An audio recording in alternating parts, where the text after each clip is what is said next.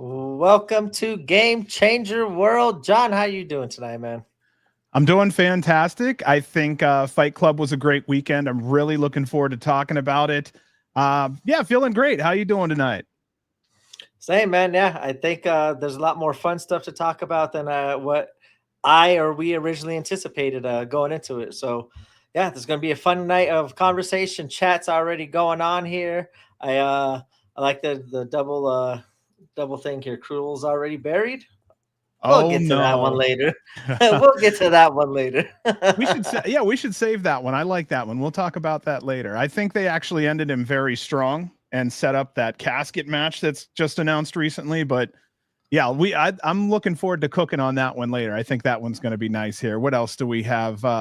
Clown said I just tried the the Oreo cookie cups. Amazing. We're getting all the good questions in here. Who was at War Games? Manny, welcome. The Crow Fairy Tale, nice to see you also. William Bruno, welcome. West Coast correspondent in the house. Screwball, welcome. Shotzi just posted another announcement video. He put that at 7:02, so just as we went on the air 3 minutes ago. Let's see here. Let's see which I was at War Games. Definitely looking forward to going to NGI. NGI is going to be very interesting. We had a couple qualifying matches this weekend. Yeah, surprising. That's awesome because I think we were talking about it. It'd be a good way to make each match feel important and make it worth the match instead of just having it being a normal death match. Give it some stipulations and some rewards to go along with it here. Sorry, I'm trying to keep up with all that chat too here. Yes, Scott Crow. This past weekend was great, man. Yeah, I just bookmarked another one here for James Noter. He wanted to talk about flying Ryan O'Neal. I think that's going to be a big subject for us tonight here later on. The fans were happy. I think we're impressed with it. So, yeah, on the long and short story, real quick, we're happy. We're happy. Yes. We're looking forward to talking about it. Absolutely. Let's see here. We have Crow Fairy Tale. What else we have here? We have JCW Chance coming from Kite High. Nice to see you. Reed Harris Cooper is over here in the house and let's see, Doorway to Hell. Interesting. Really wish I could be at the show. William Bruno, Fight Club was insane. That's gotta be Krule right here, Kite. Thank you so much. We appreciate it a lot. Honestly, you have no idea. Really, you mean a lot to us. Thank you. Let's see here. Bruno says that he was there. Crow also, I was at War Games, so worth the trip. Blood Ravens, GCW fans forever. Breaking news. Here we are, our East Coast correspondent. Poor Frankie. He is on the 10-day IL due to nerd shit weather, and he is still mourning the Yankees season. If everybody would like to just bow their heads for a minute for him. All right, there we go. Frankie, hope to see you back here shortly. Reed said to Frankie, yeah, that Sunday weather was, yeah. So I wanted to talk about that just shortly before we went forward. There was some wild weather on the East Coast that I feel did affect the fans just a little bit. It was not easy to be driving around in that rain. And I think there was coastal flooding, right? I was busy this weekend, but I think I did see in the group chat. I think I did see a lot of rain. It was like a nor'easter on the East Coast. So, yep, we will be talking about Krule. Frankie said, "I will be back for American Dream." That is both a threat and a promise. Looking forward to seeing you, Frankie. Let's see here. This is one that we will be talking about later, right there. More Will Cruz. I'm a big body guy, but the guy's got something. Now, it's not every big guy. I do have one or two that I'm not as fond of, but Will's got something there. So that's like one of the most recent wrestlers like I followed before he even came to GCW because I saw he went viral with some of the crazy moves that he did on Twitter. I was like, holy shit, dude, this guy is awesome. And then like I followed him, and when I saw that I think he was announced for this match, if I'm not mistaken, or announced for this card. But yeah, I'm glad to see that he showed out and had the weekend that he did. Definitely going to be talking about him. We got a lot of new names we're going to be talking about for sure today. Yeah, look at this. Crowfield. I had to do a 50+ minute reroute when it normally takes me 5 minutes from my usual hotel just to get to the show. Yeah, it was that loud on my windows. The country has had some insane weather. I was going to say, I was on my trip back home to Ohio, and on our way back from Pittsburgh to Las Vegas, our plane was delayed around an hour because of East Coast weather. So yeah, the things weren't the greatest out there. Let's see what other, yep. Once again, fancy Ryan Clancy. You know, the funny thing, well, I'll touch on it for a second. If everybody wants to check it out, please go check out the interview we had last week with Joey Janela. It was absolutely fantastic. And I just want to say thank you again to Joey for giving us that. He did call his shot and said he was going to put over Ryan this past weekend and did so. You know. Yep. Let's see. Sunday was a great show. The future of GCW's Flying Ryan, Justin Finn, and Rulo. It rained in San Diego, and that's rare. Yeah, while we were gone, there was rain out here in Vegas. Said there was flooding on the Strip last weekend. You can find videos of the valet at Luxor fully submerged. Here we go again. William Bruno, Ryan O'Neal earned a home at GCW, in GCW. So, yeah, that was just the opening statements from the listeners alone, and we've already started 8 comments for talking later on in the night. So, yeah, we'll see here. We should be getting to all of those questions and all of those statements here later. So here we go. Please like and subscribe. Hit the bell if you want notified when we go live. Leave a comment. It's free and really helps us out. And super chats are available if you want to donate. And I will say again to Kite, thank you so much. And I believe last week also, thank you so much. And as always, thank you so much for choosing to spend your time with us. Sit down and relax. You are amongst friends. We have a lot to cover, and we're going deep into the night.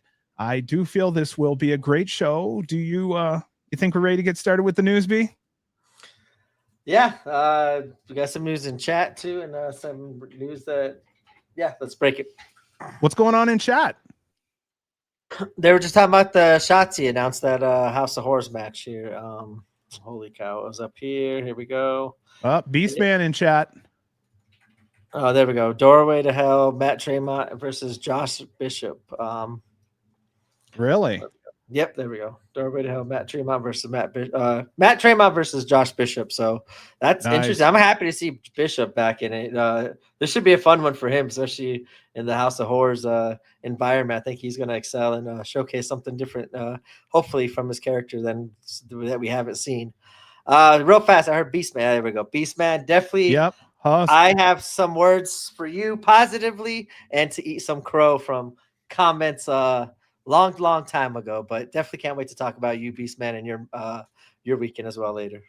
Yeah, man. I was in Beastman's neck of the woods last week when I was in my home country. I literally went through Steubenville and Weirton, and yeah, so it was beautiful. It's good to see. It's pretty much about 85% the same.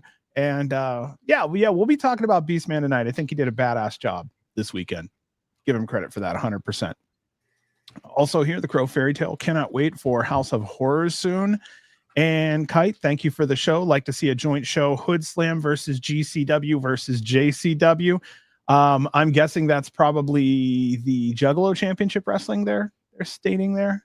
I don't know. I would like to see. And again, I really wish we would have hit on that Hood Slam versus GCW a couple years ago when I think that would have been, a much hotter product. Still not against it to this day. Okay, back to this news. I'm getting caught up in chat because you guys are awesome. If we had nothing to talk about, I feel like we could just jump into chat here and be like, you know what? Let's talk and then roll. BearDozer versus Tommy Dreamer and Rhino at GCW's Dream On. Name recognition, ECW, classic names. I'm all for it. I really like to see what could go on there.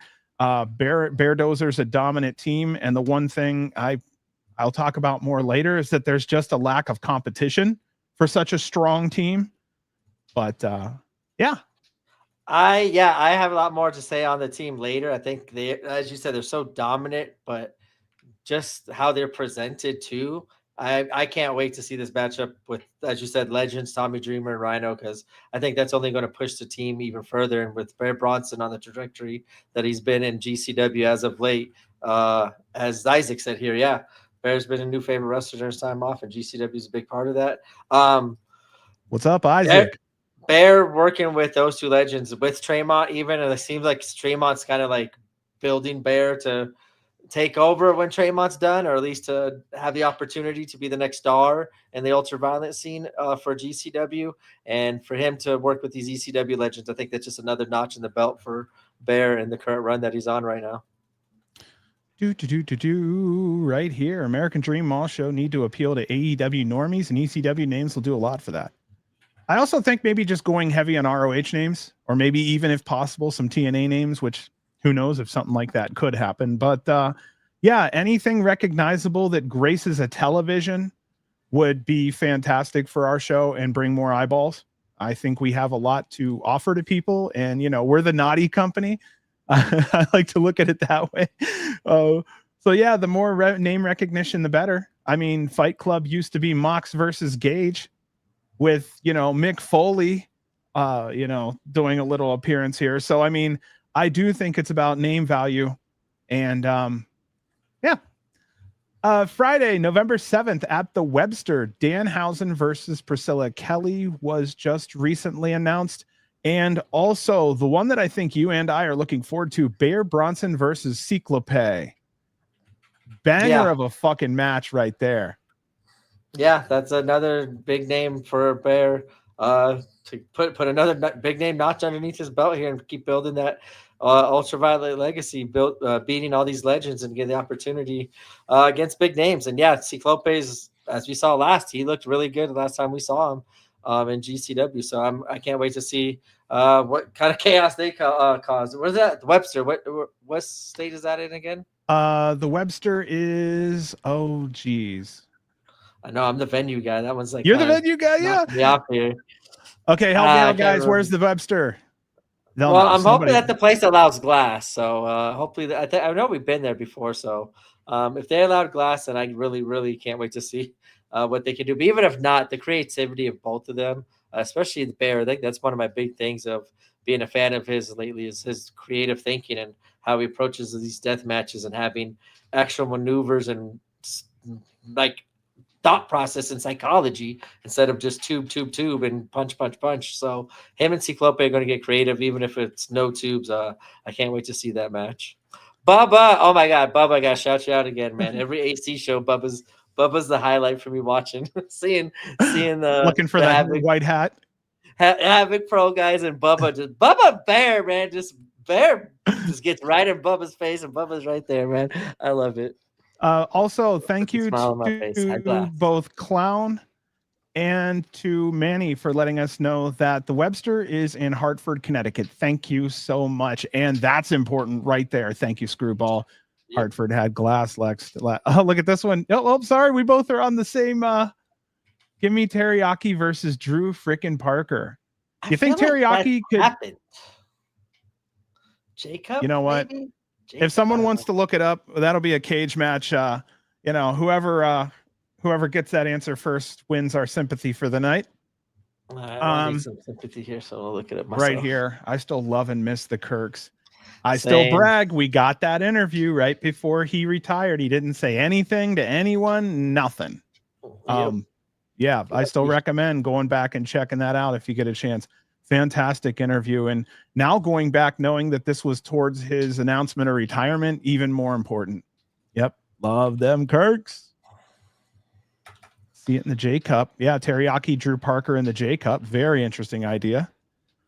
All right. Moving on. Some new date announcements. January 17th, Dallas, Texas. January 18th, Wichita.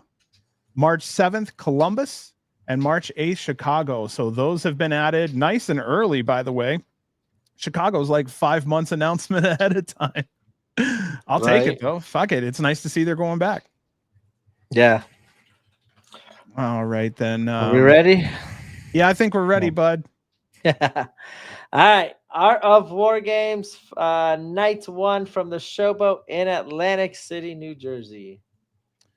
All right. The show opens with Emil and both teams, GCW and JCW, facing off and arguing with each other.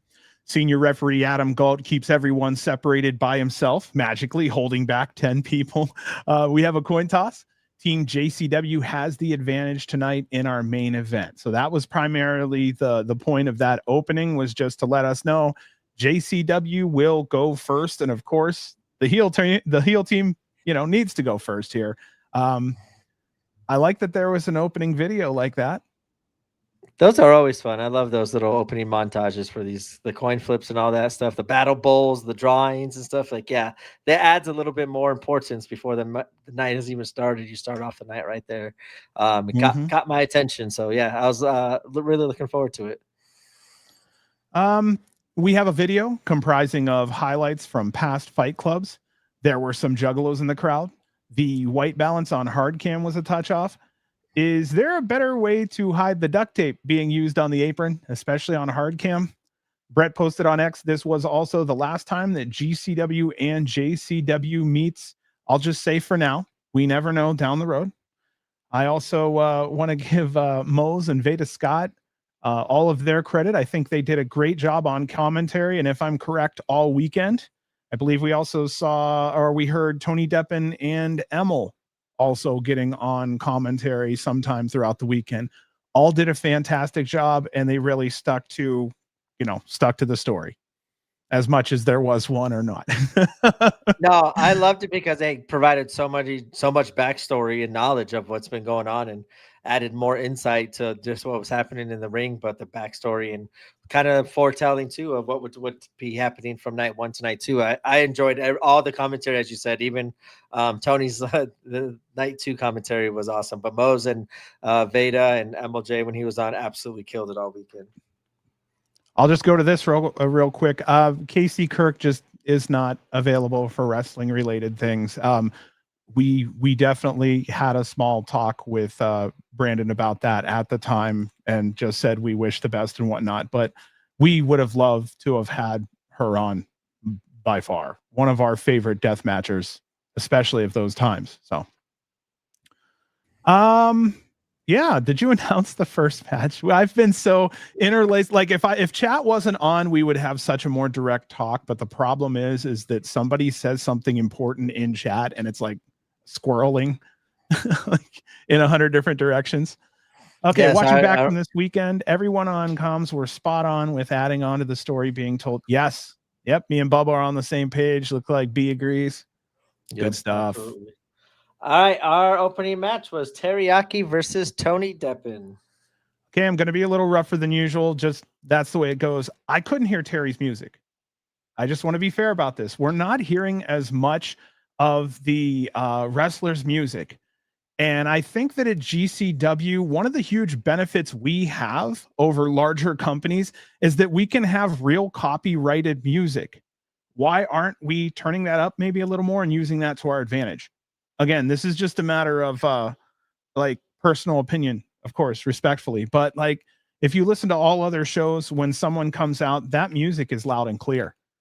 And that's what I was hoping to hear here, especially because I love Terry's music, but I really love Tony Deppen's music. We sing along to it. But the one thing I could hear in regards to Terry were the consistent and constant fans chanting Teriyaki throughout this match. I mean, he really was a favorite here. And I don't know what's happened in ACB, but it feels like the Teriyaki fan machine has slowly been turning on, and it's more apparent than ever this past weekend against Tony. Yeah, Teriyaki definitely had made a name for himself this weekend. Should be a staple for GCW. I agree. I've been saying that kind of for a long time. But ever since we first saw him, I was like, I like the kid and his innovativeness and everything in the ring. Is like every match, I just like, holy shit, there's something new that I never saw, and he's killing it. It's awesome to see him not doing it just in GCW, but all over the United States and the world. When he was working out over in Japan, I think he was earlier this year. It's been cool to see him grow, and it's really awesome to see the other fans in AC just take to him as much as he had, for sure.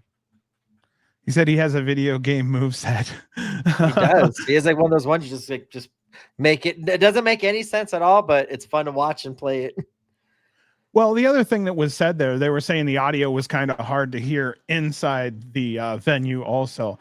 Yeah, I hope that all, I mean, for fans at home and for live fans, I hope that gets tightened up a little more, for the experience. Let's see here. Yeah. And we were going to talk about that too anyway. Between Tony Deppen and one called Manders, Yaki had a very full weekend against, I think we could almost consider two different types of gatekeepers. Deppen being the old guard, and I would say someone like Manders could definitely be seen as the new guard. They kind of hit that point the next night. Yes. Yeah, that's, I think where I kind of got it from was the fact that Emil said it, and then I backtracked and I'm like, oh shit, he's right. And then I think Effy also mentioned it on Twitter about someone talking about gatekeeping, and he's like, can't wait till you hear about Manders, Yeah. Now, when it came to Tony's music, I could hear it a little better. I just wanted to kind of giggle for a second, though. For someone stepping away from the ring, we've actually seen him quite a bit. I've really been surprised by that. I'm now realizing there was a gap between the rings, and luckily that really didn't cause any problems. There were opening dueling chants. Tony had a vicious code breaker, Terry with a hanging destroyer. Overall, though, again, without just calling out moves, it was just a fantastic wrestling match. Also, Yaki went over here. He's our winner. I just put in my follow-up notes here. Terry passed the test. Great job. They had a wrestling match. No storyline, unfortunately, but if they had a chance to have a storyline, boy, would they have delivered. Right there. Big Bubba right down the middle with a fastball. Give me that Deppen Yaki rivalry. Hey, not against it. That's at the back end of my notes. I wrote, what if Tony is on his way out, like how we kind of mentioned when we talked to him at the end of this year. Why not start putting over guys like Yaki and stuff? And I kind of made a note on it the next night. Looks like we might be seeing that, so I'm excited for it as well. I'll start off a little rough too, as you said. My first note, very rough, tough on Tony Deppen. I'm very disappointed. He didn't chuck Bubba's hat to the moon and make him go chase after it. I really wanted to see him chuck Bubba's hat right from the get-go to make my night. Tony actually looked really, really good, and Yaki had an amazing performance. I hope it leads to a feud, as I was saying. I think this was a classic Tony match that displayed the best and unseen of Yaki, and I think that's where Tony's so valuable still, even at right now, to help these younger guys showcase what they're all about and help to get them over. And I will talk a lot about that too when we get to KJ. I think KJ had has a lot in him to get the best out of faces, and especially young talent.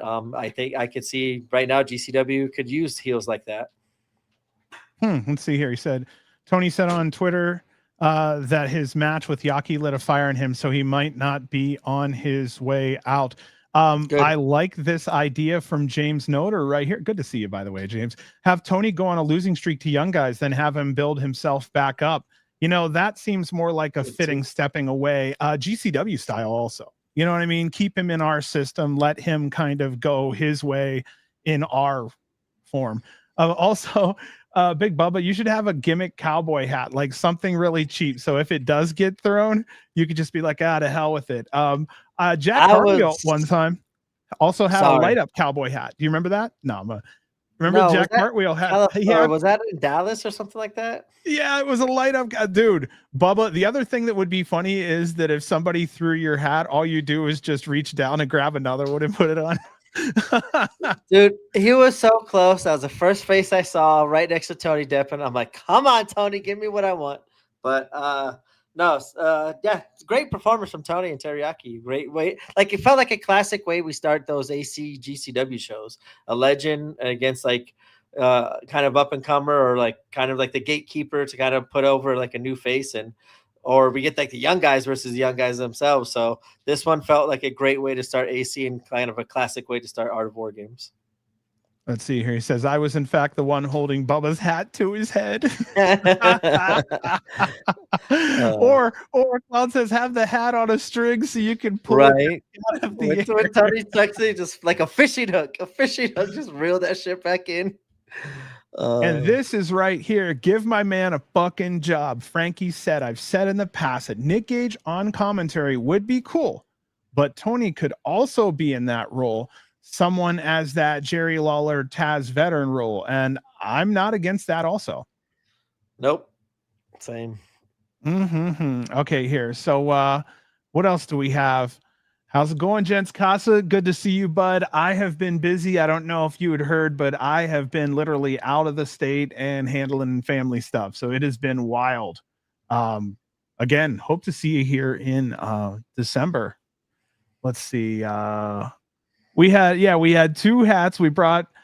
So one's more beat up than the other. My buddy brought his own, so it would be almost picking which one to do. Yep. That's really cool. Okay, yeah. Don't throw our tip hats at GC. We don't throw our tip hats at GCW. That's according to Tony Deppen there. So yeah. Also, someone else said Effy on color. Yeah, you know what? That's unexpected. I think if you remember, we found out during the settlement series that Effy on the microphone pretty darn good. Another one that we haven't thought of. Allie worked really well with Effy on the microphone just because naturally they vibe so well together as friends. Yeah, if you ever go back and can be fortunate or unfortunate enough to watch those old settlement series that were thrown together, you know, that's real. If you want Effy commentary or Allie commentary, those series were fantastic. Yeah, I think that's all we had to say about Terry and Tony. It's only 30 minutes in. William, I'm the same way. When Mance and Tony come out, I put my hat behind my back and just tuck it away. They could flick me in the nose or poke my eyes, Mance, but you ain't tossing my hat across. Shit's too expensive, man. Right. Everything's too expensive. That one right there, I agree. With. Right there. But also at the same time, I think a couple people have pointed out in chat that you know, even quite a few in the Coven have said, look, he's just starting, he's just getting rolling, and when his time comes, he's going to pop off, and that I think is going to happen soon. But he's one of these names. Put him against somebody that's going to win. Let him showcase for his first time what his experience is in NGI. Like put a qualifying match on him and give him like at least a pop afterwards, and maybe the crowd, if they accept him, now you got somebody, as you said, to start building around next year when they're more ready. I agree. Right now, I think he's good enough to be in GCW and start to have some matches and grow. But I think why not use him to get one of the names that you think is going to go over? I think that'd be a cool way to introduce him and kind of introduce him to the fans. Let us forget about him. Next time we see him, we see, holy shit, how much better he's gotten. And now you got next year in NGI or TOS even. I agree. We need no more Nathan in GCW. Well, over in, I think it was ICW, there was a fantastic meetup between Dr. Redacted and Nathan Mowry. So, I mean, we've seen that some quality matches can go down. And again, on the deathmatch scene right now, I mean, he would be a great tag team partner if we needed another team to feed with BearDozer. Throw Mallory with somebody else. Fuck, make it Tank. You know, put it together. Have the Coven come over for a while. You know, let the Rev get on the microphone and you know, do something fantastic for us. Going back just for a second right there, Dave Prazak is the best on commentary by far. Will not disagree with that 100%. Good to see you, Big Capadon. Yep. And right there. All right. All right. Our next match was KJ Orso versus Man Like Dereiss. Okay. Dereiss was out first. He's on the mic again. Can't hear his music once he starts talking. KJ cuts a promo. Why didn't Dereiss kick him in the face for stopping his music? Instead, he's just kind of listening to KJ's while he stands behind him. Then let Dereiss like beat his ass while he kicks the crap out of KJ. It's fun to have him on the mic, but of course, I don't know. I think it's because of the British accent. When he's beating the shit out of KJ, I couldn't understand what he's saying, but I don't know if maybe that's just like how the audio sounded from home or whatnot.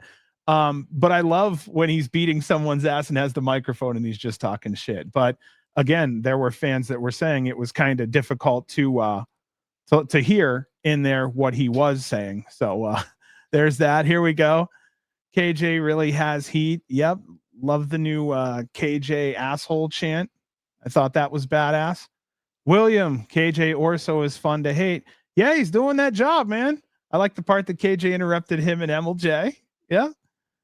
Dereiss invoking the fact that it was Fuego that stopped the Viva Van stink face a year ago. Yes, screwball. There you go. The long call right there.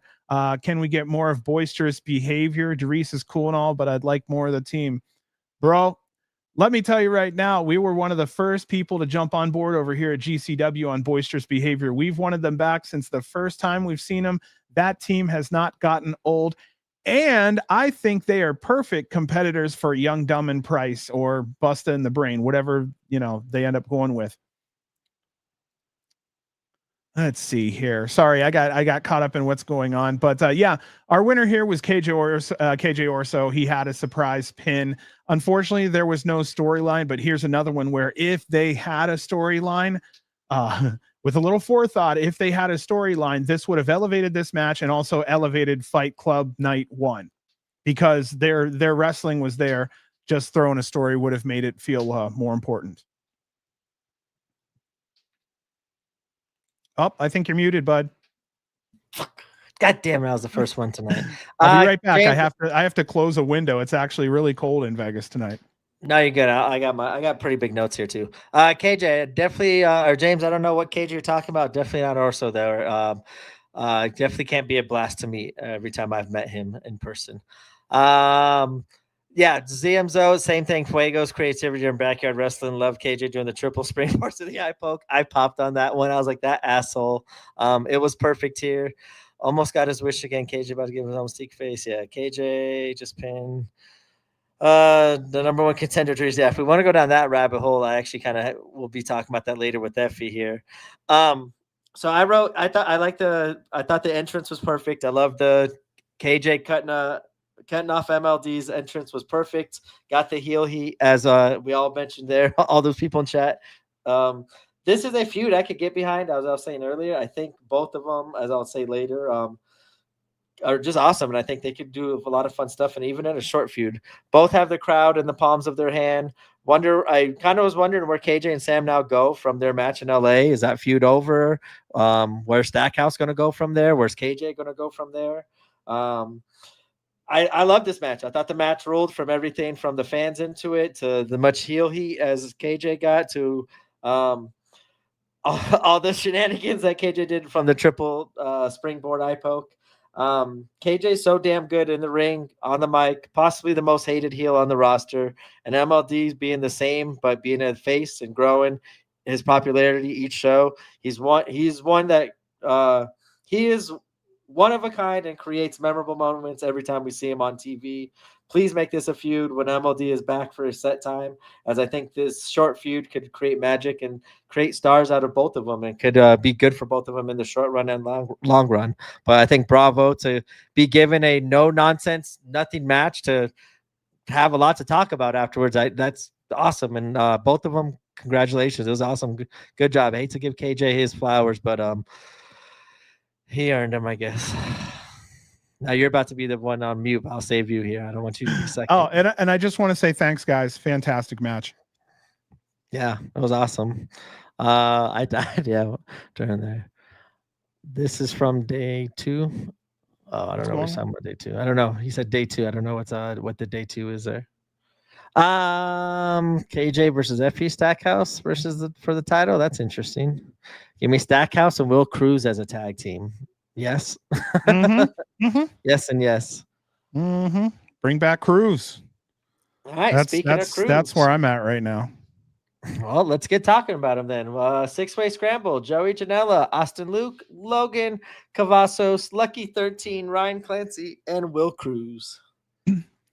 All right. Welcome to GCW Will Cruz.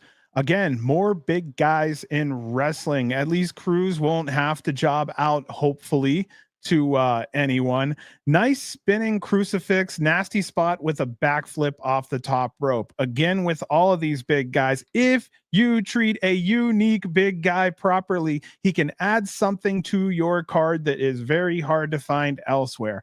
Take advantage of some of these big guys. Yeah, see, Cruz. Yeah. Pay attention to all this. It's coming in like that. Also, welcome to GCW Logan Cavazos. Tremendous length Unfortunately, no muscle tone, too skinny, which kind of makes him look awkward, but partially that's because he's younger. And I think something like that will come with time. I think he has a tremendous upside. I think he just needs to go ahead and start getting his body together. And I think he'll be more TV ready. Ryan Clancy, a touch plain, a little old fashioned. And at first I thought it was Marcus Mathers. Go ahead. Here we go. Cruz launches Clancy into the other ring. That ended up being a viral spot. That's just like a big guy should. If you're smaller than Spike Dudley, you should probably stop winning over guys the size of Will Cruz. But that's personal opinion, and I know B's going to skewer me for that also. Austin Luke in this match, I like him, but I felt like he was almost invisible in this one. I wish I would have seen more of him. Who was not invisible but shined at some of the greatest times. Lucky 13, especially with that twisted DDT onto an apron. But you know what? In the end, the minute I saw him walking down the runway, I went, I know who our winner is. And our winner here was the bad boy, Joey Janela. My two notes here I have is bring back Cruz. And my second one was, being honest, referee Scarlett counts the 3 without clear eyesight of the pinned shoulders. We're watching, Scarlett. Anyway, go ahead, man. Wow. Hey, look, hey, I'm just calling it like it is tonight, man. When I'm tired and I review this, I start to get a little more of a stickler. But I'm only saying what I think the people are capable of. Be better because you are better. Keep focus and try harder. We're here for you. Yeah, I'm going to keep mine kind of short and sweet here. I'm kind of with you and the chat here. Some of these names definitely want to see more of. I no disrespect. I kind of feel the same way as you felt with Austin Luke. I kind of felt that way with Logan Cavazos. I kind of feel like he was just kind of misplaced. I think just Will Cruz absolutely stole it. But Ryan Clancy for me was, I love the guy. I love the old school. Love the look. He's strong, man. He's got like that little nerd strong in him, but like just big boy strong. I love Clancy. Like those two were for me. Bring them back. Give me more of them. They were the stars for me in this one. As Screwball said here, oh my god, we got so many notes here. I lost it already. I had low expectations too for this scramble, and holy shit, did it over deliver. Like my first note was wow on this scramble. Like it was awesome. It was so cool seeing. Like I said, I feel bad I didn't take really good notes on Luke or Cavazos, but Cruz and Clancy were for me the stars of this one. Lucky 13, welcome back. It was cool seeing him, and he looked really good. And he looked good as hell. So great welcome shape back here.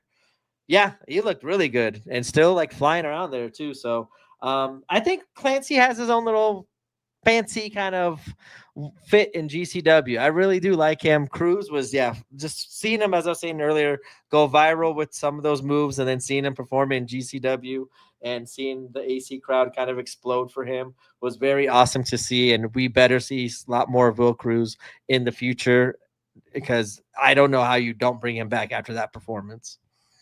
Look at this. AC popped big for Lucky. That's awesome.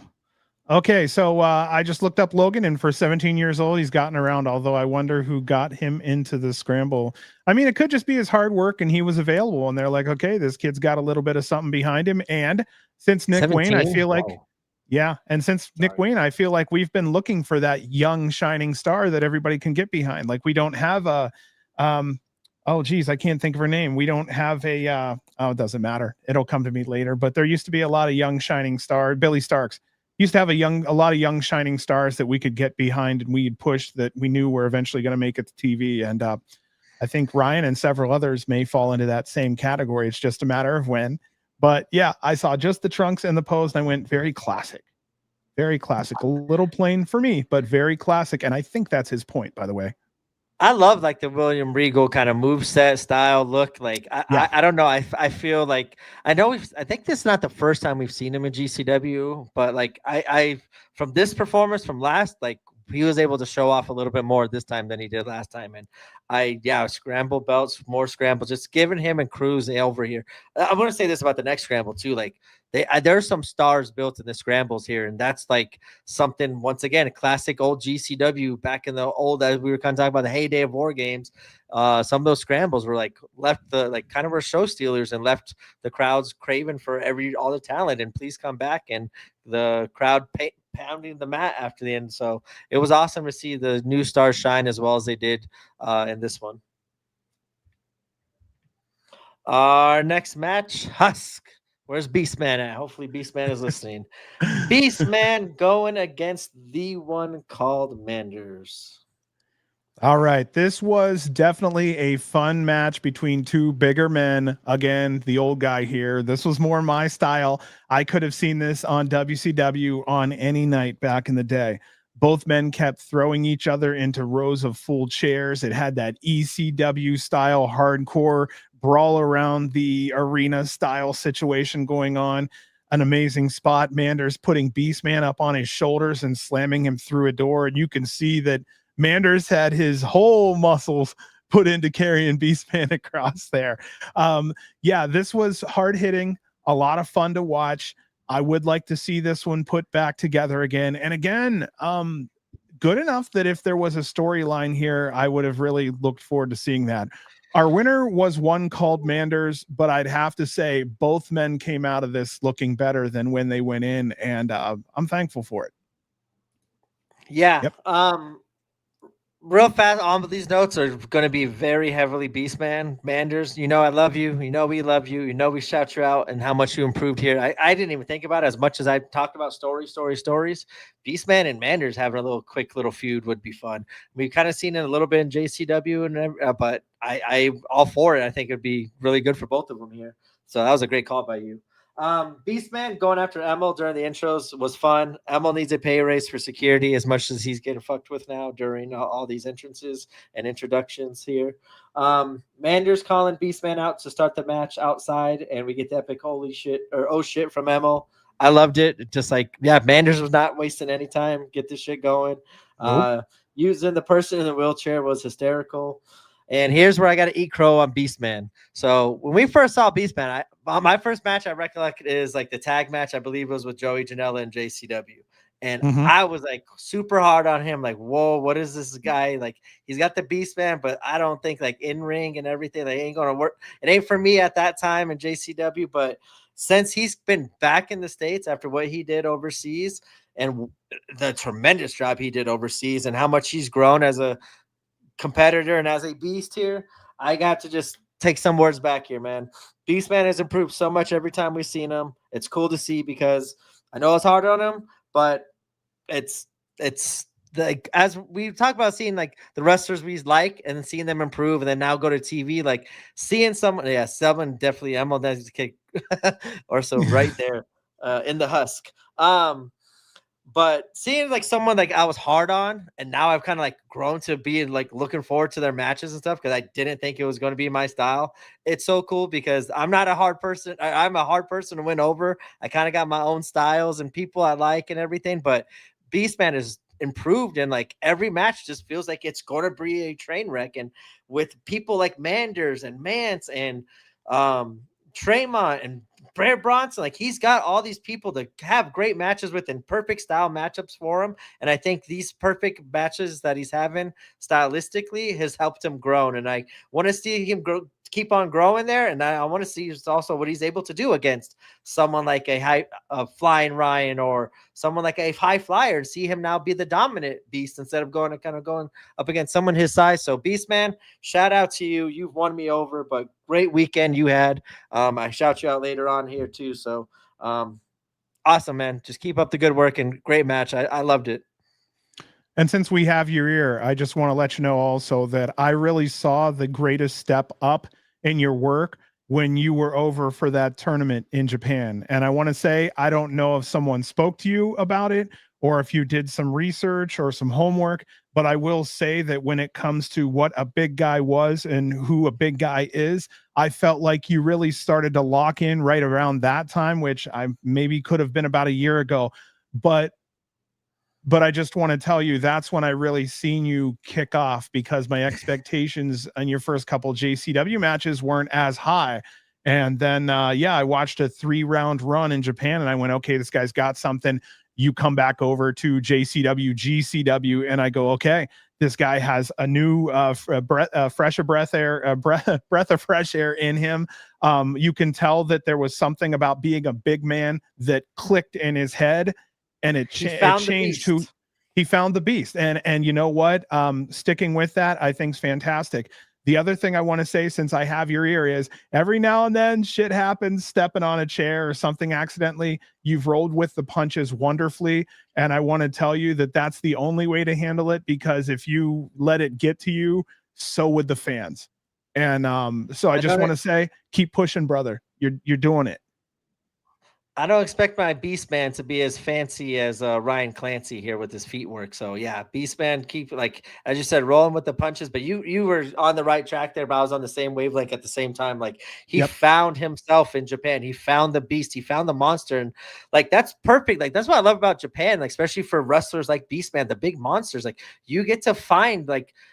Out here, there's a lot of 50-50. You don't get to showcase your monstrous ability in the ring because it's all these matches are 50-50. But in Japan, like you're treated like the monster. You are monstrous compared to a lot of these wrestlers. And he was able to be treated as a monster and found his voice and found his character. And yeah, I loved it. And that was a great call. It was in Japan when I think you said it first. I was like, Beastman, like killed, like out of all the names in that tournament, you're telling me Beastman's the one to check out? And yeah, I checked it out and I was like, yeah, you weren't lying, Beastman. Like I think I even said, like, is this the same Beastman that we saw in JCW? Like, as you said, tripping over the tag ropes and having like the match with Joey and JCW. Like, man, to see that to where he is now, I love it. Like I said, I look forward to his matches because I know they're going to be something different than what I've seen already on a GCW show. So yeah, keep killing it, Beastman. I just wanted to eat crow. I do this about once a month with a lot of wrestlers. We all do. This month is your month here. We all do. That's true. Yeah, right here, James Noter. Your match with Tremont in March made a huge statement. Let's see here. Big one too, yeah. Versus Shuji Ishikawa with Move Mountains. There you go, Brett. 2 monsters there. There's a name that maybe that one's my favorite. Oh, that was not Beastman, Beatsman. Wouldn't that be funny if there was a Beats? I know he said it, you know, he meant Beastman, but I want Beastman to lay the Beatsman on KJ. I had a shout out. Yeah, big shout out to Beastman. Sorry, I had a brain fart there because I felt bad. Had a long day. Manders a lot there. You've had a long day. No, don't be sorry, William. We all misspell. You're good. We'll figure it out. Yeah, that is the one I want to see right there. Beastman and Suzuki. Oh my god.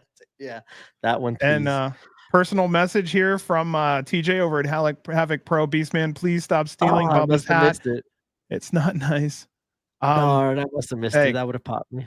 Hey man, this is all about success. Just please keep pushing. We want to see you succeed, bud. Seriously. Keep it up. Sorry. Sorry. We keep on hitting it. We're all hitting the husk, Beast. We're trying to get the husk up there, man. It's a beautiful night. It's awesome, man. I think that it's been really cool to see the growth, and I can't wait to see it keep on going, man. 2026 is gonna be a lot. It's like the year of the Beast, Bear, Bronson, man. It's gonna be like you're gonna be in for a hell of a fun time with Krule. Like you got monster hot season for you. You want spooky season? You got all your monsters in spooky season right now for you, John. Look at all the luck. It's gonna be fun. Yep. Look at all the love and luck that Husk is getting right now. That our boy Husk is getting. Beast fans get. Push the Beast. Yeah. All right. Our next match was an NGI 10 qualifying match. Otis Cogar versus Emersyn Jayne. Now, if I remember correctly, this wasn't going to be Otis. Was this supposed to be Drew Parker versus Emersyn Jayne, or did I get this wrong? Nope. Yeah, it was supposed to be Drew versus Emersyn, and then Drew got slotted into the Art of War games. Very interesting, right? Interesting choice. Yeah, like especially after talking with Joey from last week, and we kind of heard him kind of not shy away, but kind of like, yeah, I don't want to. I'm not a deathmatch wrestler. I never have been. I've dabbled in it, and yeah, I've done sometimes here or there. But quick question for you: did you get Carlos? Yes, I did. Hold on. Yeah, we had to cut. Yeah, that one deserved a cut off. Excuse me. Okay, so I actually did. I went through Steubenville into Wintersville area. At 30 minutes from Pittsburgh to Wintersville, I had pizza in my hands, man. I've been eating that for a long time. Long story short, I'll just tell you guys, there's this stuff called Ohio Valley Pizza. It's DeCarlo's. It was like an old mob place. But the way they cook their pizza is they do the sauce on the dough, and they cook that.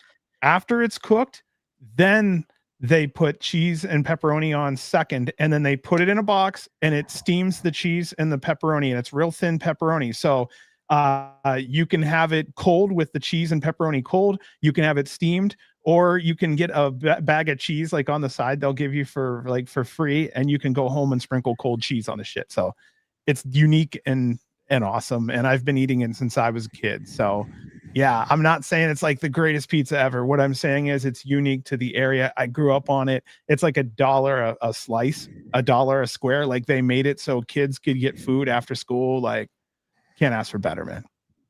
Interesting. Short answer, yes. Yeah, man. That was the first place I stopped. I ain't had it in 20 years, dude. I was eating it alive, and the recipe was 100% still the same. Me and my son ate on that shit for like 2 days. Yeah. That sounds good, actually.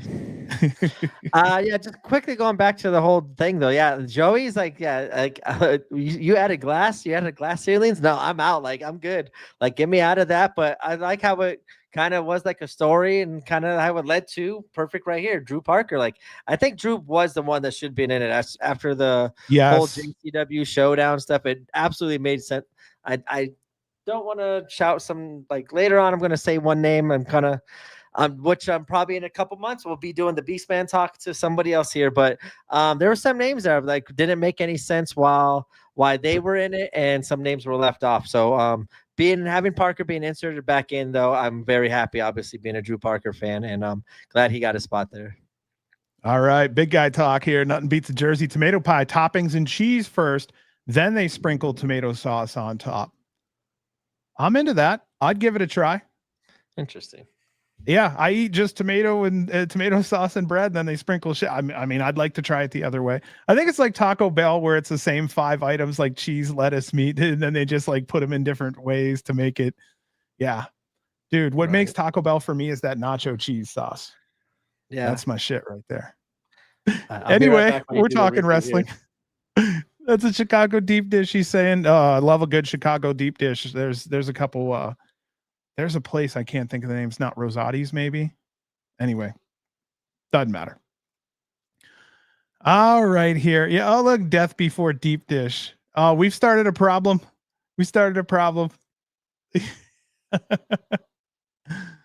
Oh, you okay out there, B? I want to make sure you're with me. If not, then I'll go ahead and get rolling into my next one here. All right, so for our NGS qualifying match, we had Otis Cogar versus Emersyn Jayne. So in this one, there were Tokyo Towers, and I don't think that was actually mentioned ahead of time. There were a few miscues. Unfortunately, poor Otis throws Emersyn towards a Tokyo Tower, but missed. The fans kept him obvious, got booed for it. He did have a nice recovery, and then unfortunately, they kind of messed up another one later on there. There were many light tubes broken. Darts just happened to be not sticking. So many things in this match just felt a little off. Otis slams Emersyn into a box of light tubes and covers her for 3. Our winner and entrant in the NGIX 4-3 was Otis Cogar. So Otis now has stamped his ticket to NGIX. I will stop right there. What were your thoughts on this one, B, between Otis Cogar and Emersyn Jayne? Glad we finally got some NJ qualifying matches. We said we wanted to have some stakes to these matches and not just be a normal death match, and get me invested in it. And for me, it definitely worked here. It adds more to this, and Emersyn definitely showed up here. But even though I was thinking maybe Otis would win, Emersyn, because now it's a qualifying match, I definitely had that feeling maybe Emersyn Jayne could sneak in here and kind of make a little ruckus and qualify for NGI. I know Otis might be busy doing some other stuff here with Mason. So I legit, just because that stipulation went into this match 50-50 more than I would have if it wasn't NGI qualifier here. But yeah, Emersyn killed it. She's always welcome in GCW. She kicked Otis's ass in this one, but Otis picked up the win and hopefully picks up some momentum headed into the NGI. And I'm rooting for Otis to go deep into the NGI this year. Atticus comes out after this and says they run the code. So we're just going to have to trust him on that. I kind of liked that first as a kid. Like, he was like, yeah, you happy, Emersyn? You came here for all this thing. You're not getting the match like you're with your boyfriend. I was like, whoa, like that's, he was Atticus being Atticus there. But I wish it wasn't like, it felt like he's saying like, yeah, Otis is this, Otis that. But like, I feel like Otis should have talked a little bit more there. Like, he should have been the one, because he says like, he kind of talked about us, like fans, saying Otis doesn't have a voice for himself. Otis is just doing the big man's work and the grunt work and not being like a man on his own. For like, you could say Otis is the leader and does this and does that, but let him actually do it and show it. So I really wish it would have been more on Otis's time here and save Atticus's time for the next night. But hopefully Otis does get a nice little push here coming out of this and going into NGI. Dude, seriously. Yeah. Let's get Otis on a mic. Let's just pretend that maybe he's not comfortable on it or whatnot. Give him 4 sentences. Say 1 sentence, let the fans react. Say sentence 2, let the fans react. Sentence 3, let the fans react. Sentence 4, put down the microphone, fucking bounce. You did your job. It doesn't hurt. I will say between Addy and Atticus and Otis, of course, you know, you would want Atticus on here. But yeah, I mean, let our boy speak. I think that's a good idea. I don't think anyone's holding him back. You know, no one's holding them back. They're just like, hey man, I'll go out there and speak on it. And you know, Atticus is good at getting the crowd behind him and really getting them all riled up. And that's exactly what was the point of this here. So yeah, you know what? There's something that we might have to talk about down the road. Yeah. I'm game. You game? Maybe, huh? Look at you. I don't like Stanley, man. Stanley wasn't too nice last time it was on the podcast. That's true. Well, we won't give him that was an unpublished unpublic podcast there. Well, yeah. Let's see here. Look at this. TJ said me and Drew sat and talked on night 1 for about 25 minutes. Bubba said, I'm not going to lie. I see Bronson versus Otis in the final of NGI if anything else changes. I'll tell you what, those are 2 guys who are really on the up right now. So they have a great chance to be there. Who else are you thinking? Who are you thinking? Dude, again, I put together an NGI that's very doable, and I still don't know why my NGI isn't happening. 7 out of 8 matches. We're going to be first time. Let's see. Watch your back. Hey, man, I don't need I had KJ. We had Charles Mason at me. I'm good. Why are they all coming at me already, man? I don't know, man. You're the one, bro. Hey, and I was just about to say, I forgot to mention this podcast. Hopefully, I don't say nothing stupid at the Art of This War Games that gets me in trouble like last year. I don't want to be bullied like last year when on this review of Art of War Games. I can't lie. That's a very strong, and wouldn't hate it if it's Bear and Otis. I don't know. I'm kind of biased right now. I think it's Bear Tremont. I think it's Bear Tremont. Tremont drops to Bear, and Bear takes the UV for the final. I don't know. I think Doc deserves to be in there, man. That when we're about to get here into the Art of War game, I think Doc should have been in here. I don't know. For me, I feel like Bronson's not like Bronson and Doc are 1A, 1B there. Like you can't go wrong either there. And versus Otis, I think that just makes the biggest sense as a heel right now. But for me, I would lean Doc, and then maybe Bronson goes a different way of maybe he doesn't go for the ultraviolet title. Maybe he does go for the extreme or for the world titles as much as the role he's on right now. And I don't know. I think maybe just kind of skips a step and doesn't need it, but him as ultraviolet champion, I'm not going to hate it either. So either one of those 3, I think, are the kind of next big things that I would like to see some form of those 3 be in the finals as being built over the next year to kind of take over the Traymonts, the Gages, the John Wayne Murdochs and stuff like that. So I think it's kind of time for fresh new blood to be pushed. Yeah, I think you're right. I was going to go one place and I'm like, damn, he's right. It's time for fresh blood, and we're fucking getting it, man. I love it. Yeah. And I think, like I said, I just feel like right now Bear is being groomed. So, like, as much as I want Doc, I think Bear seems like it is the natural fit, and that's going to be a great pop. And he's definitely earned it. It's going to be fun to watch. And maybe we get a heel Doctor Redacted. Maybe we finally get that the psycho, the Doc he's crazy, the murder surgeon here. Like, maybe we don't get the fan friendly one. Maybe we see the side of Doc of being shunned of GCW and big marquee matchups like this, and we get to see a different side of him. I don't know. That'd be kind of fun to see too. A heel heel Doc and a face Bear Bronson. I'm intrigued on that one. I don't know. I think there's a lot of cool ways you could go with some of these newer names. Man, now you got me looking for that for my NGI tournament list real quick, because I had a beautiful list, and yeah, that was a topic one night. I'm gonna keep blowing through this thing until I find it later here. But yeah, gosh, let's see here. Uh-oh, what's up? This is it. This is the comment of the night. Bear Bronson has a polar bear rug in his living room. The polar bear isn't dead, it's just too afraid to move. That's one of those what was that guy's name? What was that guy's name? They always had like the Jeep wasn't running away from the T-Rex. The Jeep was running away from that guy. Oh, yeah. Walker, Texas Ranger. Oh, my God. There you go. There we go. Chuck Norris. There we go. Chuck Norris jokes. So I found my here was going to be the John Wolf Invitational. Here was the JWI. John Wayne. First round, first time ever. Bear versus Big F and Joe. First round, first time ever. Matt Tremont versus Sam Stackhouse. First round, first time ever. Nick Gage versus Lil Sicko. First round, first time ever. Dr. Redacted versus Atticus Cogar. Semifinals, Matt Tremont versus Bear Bronson, rematch of their all-time classic from earlier this year. Second semifinals, Nick Gage versus Dr. Redacted, first time ever. Finals, new GCW Ultraviolent champion Bear Bronson would have went over Nick Gage, first time ever. That would have been the JWI. And I would have loved to have send it. I think the NGI is kind of slowly getting put together, but that list I put together right there, there isn't one single individual that would have been unbookable. They're all, most of them to my knowledge are available. And that card would not have been, I'm not putting Schlack on there. I'm not putting someone on there we haven't seen in a while. I'm putting people we could have. I put, Tremont versus Stackhouse. I would have put Stackhouse in his first. That would have been my surprise entrant into the tournament. And I think my backups would have probably been Mercer and Murdoch, because Murdoch said he's done. But one hell of a pop if we found out.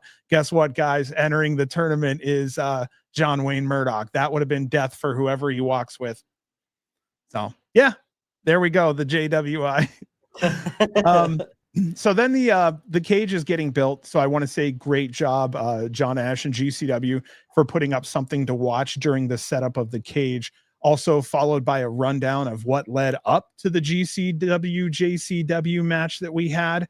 What were your thoughts there? What were you thinking? Was a little disappointed seeing Jun Kasai in Art of War Games, then realizing we're going to the clowns here.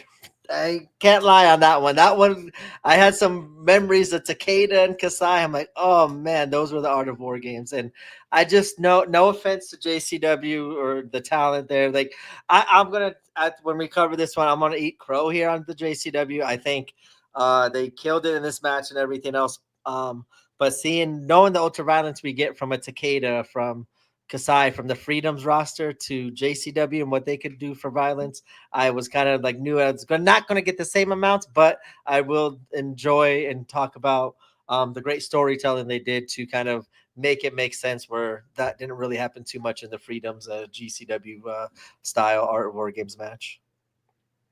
Ishmael said, I like the fact that Art of War was elimination style. I'm huge on that. I love those. Sorry. So, that's everybody. Kind of going there. Yep. Not gonna lie, like I said, Fight Club Weekend used to be like Mox versus Gage, and so these things were the fan base knows and acknowledges it fully. I am glad some names were in this one, and a lot of the names from last year didn't return from last year. No names, no names needed, no names said. But I am actually thoroughly what the JCW talent did during this match was bravo for sure. Well, I'm just saying, like, I know it's really difficult and it's really rare, but the name Kasai on this show would have at least sold a 4th row of seats. I look at it that way. Yeah, Crazy Monkey, Crazy Kid, any of those. And we can't use them too much, but, you know, Takeda.